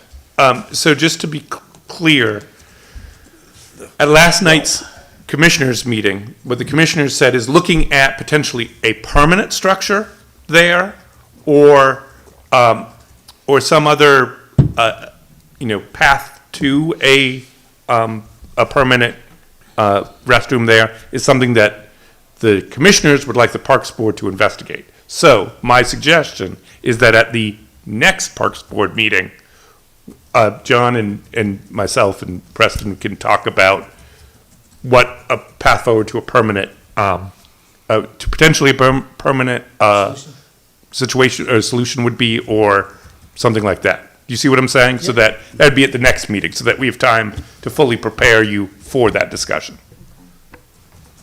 Does that sound good to everyone? Yes. Yep. The commissioners decided last night. Yes. Put it on our agenda. Yeah. So that's why. The town didn't have enough time to put Yes. together we got it. Yeah. All right. What else do you got? Preston would be next, unless anybody else got anything. We've had a busy summer. We had one of our most entertaining events 2 weeks ago with the windstorm. That was really. At the bourbon thing? That was the bourbon night. I mean, the band's equipment got totally ruined. They had to put in claims for the insurance. We lost 2 little tents. We had people get hit in the head with the tables. We got very lucky on that. And it was nothing the staff did wrong. It literally just showed up. There was no lightning. There was no warning, no thunder, and looked up, and it was on us. So with that said, we have the PTA one this Friday for the kids in the park, and then movie. Zootopia is going. Poolsville Day is 17 days away, where we've started putting some of the signage up and getting things ready for, that would be on us soon enough. Been a interesting summer personnel-wise. This is the first year I did not meet my requirements for summer help. Kids just did not apply for the summertime positions. We've hit that point where the town basically is so wealthy, the kids just don't work in general. And- My kid works. I'll have him apply next year. Yeah, hey, it's 40 hours a week. My kid was up at the Yeah, but I'm just saying, Patrick, it really, it No. it has changed I'm glad to hear that. in the town, that people, We're not glad to hear this. no. So it'd be interesting to see if that pattern stays, and I might have to address it in a different way with that. And we've also had trouble hiring full-time employees the last several times too, on that. But anyways, with that said, we've been busy. We've been working closely with PAA, several projects. We have the Conex box coming in over at 2. We're building the platform tomorrow, matter of fact. Vandalism this year has been crazy. I mean, they ripped a 200-pound door off the other day at Elmo's. Hopefully with the kids back in Home school, plate has less been of that. destroyed twice this summer at Stevens Park. I just put a new one in 3 weeks ago, and I don't know what they're doing. Because there's not even the ball season really going, destroyed. So I don't. No, they just ripping it out of the ground? Or what are they- Something, they're pulling it up, twisting it, ripping it. I mean, it's just, them things are tough to break, and they're Yeah, breaking that's what I them. thought. And so now I gotta order another one, put that back in, on. I saw you guys have cleaned the skate park again, or you did it Yeah, but that was a. week or two ago. Another 2-day, and about $1,000 worth of chemicals to clean the All the graffiti. the graffiti off. Again, I do that personally. I go out there, we knock that out on there, and that's a cost, time, once again. Our time repairing stuff takes away from other duties, and we didn't have a lot of rain this year, but the storms that did show up, our trees are bigger. When they come down, it takes longer. Just the growing, I mean, that's just the nature of things on that. And fortunate I have a good crew, and, we still, we're still in front of it. Wade and I talked about bringing another full-time personnel on this fall time, and that would help a little bit, but I still need my summer for the maintenance, the weed eating, basically, and the trash. And I made a comment earlier. We have a lot of trash in this town. People don't see it because we clean it. There's a skate park, Helmos Park, all of the parks, bag after bag, and it's and another thing that's really, which is good, that dog waste in those cans is a tremendous amount, because once again, our park systems, our trails are really being used now, which is great. That's what our park system's for, but there's also things that are associated with more use, more wear, more maintenance with it and everything. So, once again, it's a busy summer, and look forward to Poolsville Day. It's always one of our good days for the town, so, ready to go. Thank you. Jeff, you got anything? You want to fill us in on what happened last yes, night? Or Yes. So this is my report from the commissioner meeting, which was yesterday, September the 5th, with a number of things on the agenda. Jim Brown gave a thorough update on the preliminary steps, progress steps regarding a grocery co-op in Poolsville. This section here. I'm going to see that bureau. And I wrote down a few of the notable points from Jim's report. The appointment of a board is a critical factor. No more than 5 to 9 people, skill sets that are needed. Initially, community leaders and cheerleaders. This is going to change over time. Plus, an attorney and a CPA should be on the board as the process evolves. Also, getting a good consulting lawyer who knows the ins and outs of co-op law, which is somewhat arcane. Jim already has a contact, Dave Swanson of the Whitney Group. He worked at the Lovettsville, or worked on the Lovettsville Co-op. Also, the membership chair is a key position on the board. Has to be enthusiastic, good communicator. In the first 2 months after grand opening is very tough. 2 critical things are the demographics, meaning people, meaning really the sale, the people purchasing items, and getting a good general manager. Funding is complex, but the grants from grants from federal or state are hard to come by. Many co-ops use a one-time membership fee, or suggested $200 to come up with basic capital. This supports the startup processes, and the members have kind of an equity share in the co-op, and they can vote on key items that the board recommends. Pardon me. Equipment is very expensive and often delayed in delivery. This includes, the three steps in the process are incorporated and appoint an initial board, create a campaign, and make the go or no-go decision. A different subject, Erica Reed was appointed to the Sustainable Poolsville Committee. Commissioner X report, U.S. News, and I wanted to highlight the fact and really thank the Poolsville High School staff and students. The U.S. News and World Report's ranking of 2023 to 2024, the best high schools were rated as Poolsville High School was rated as #1 in Maryland. This year's ranking showcases a school whose students demonstrate outstanding outcomes, surpassing the anticipated benchmarks and achieving a very high graduation rate. And so, really sincere congratulations to the Poolsville High School staff and students. Additionally, hands-on, and this is related to the secure outdoor AED that was installed over at Stevens Park. Upper Montgomery County Volunteer Fire Department conducted 2 hands-only CPR training sessions. The 2 classes were conducted at the Stevens Park Pavilion on August the 19th and August the 26th. The training classes were well attended with 12 and 13 students respectively. Plus, we reviewed the process to access the secure outdoor AED that's mounted on the wall over at Stevens Park. Pardon me. It's well worth noting that the town of Poolsville now has the one and only secure outdoor AED in Montgomery County. A new protocol was established with Montgomery County 911 call center to access this AED. Also, Upper Montgomery County Volunteer Fire Station is offering 2 American Heart Association CPR training sessions. One of them is going to be on Saturday, September 16th, and the second on Saturday, September the 30th. The sessions are going to cover adult, child, and infant CPR, the use of an AED, and choking relief, plus a discussion on the availability of naloxone, also referred to as Narcan. An advertisement was placed in the Monocle to promote CPR training classes. You can register at umcvfd.org/CPR. Additionally, the Upper Montgomery Volunteer Fire Station is having a pork and beef sandwich sale on Saturday, September the 9th, starting at 11 a.m. The Poolsville Comprehensive, this is a report from Commissioner Radigan.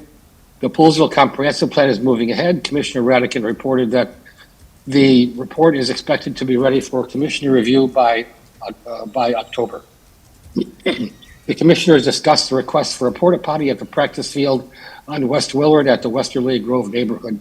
Several ideas were discussed, such as not placing a porta potty at the location to guard against any spillage in the Poolsville wellhead protection area, but building a permanent structure in a future budget year. Or placing a temporary porta potty at the field and in a later budget year replacing it with a permanent structure, or placing a porta potty that is not able to be tipped over. Also, there was a question about who would be responsible for routine emptying and cleaning. Wade suggested that it may be better to do it the correct way, which would be to add the funds needed into a future budget year and then build a permanent structure. So the final note was to get input from the Parks Board, which we will do at the next Parks Board meeting. Assistant Town Manager Niles Andrade provided a report on Fisher Avenue, specifically the speed signs that you see on Fisher Avenue. And I hope I'm not taking away Niles's report, but I was quite pleased to see that the town's data is consistent with the previous county data, which showed no significant speeding problem on Fisher Avenue. Niles reported further that, for example, the 85th percentile speed going westbound is 29.25 miles an hour and 30.32 miles per hour, respectively, which is well below the standard used for speed bumps of 10 miles an hour over the speed limit. I think those Most vehicles signs are actually working. I see a lot I'm sorry? of people. I was just saying, I think the signs that we put in the middle of the road too are, believe it or not, working. I see a lot more people. And I've learned how to repair them. those signs got rather clobbered quickly. Also, the traffic volume, so I was also quite interested in this information from Niles. The traffic volume was significant for both directions, with 3,925 westbound average daily trips and 4,073 eastbound average daily trips. I found that to be quite remarkable. Anyway, traffic, as Niles reported, the traffic volume is consistent throughout the week, with Sunday being less traffic. And I believe that was the end of my report. Thank you. Thank you, sir. Appreciate it. Thank you. And that memo on the traffic is on the website under the commissioners' meeting, so you can find the full data. But just as Jeff said, it is consistent with what I previously reported to you from the county. I figured since it was consistent, we would just go from there, so. Sounds good. Yep. Thank you. So, anybody got anything else? No, sir. Anybody got a motion for me? Motion. Motion to what? To do what? Adjourn. Who's making it? Gail's got it. And Pat. Everybody in favor? We're out of here at 9:21. Niles, do you have that? Yep, 921. I'll take this, yep. Wow. So I counted 4 people.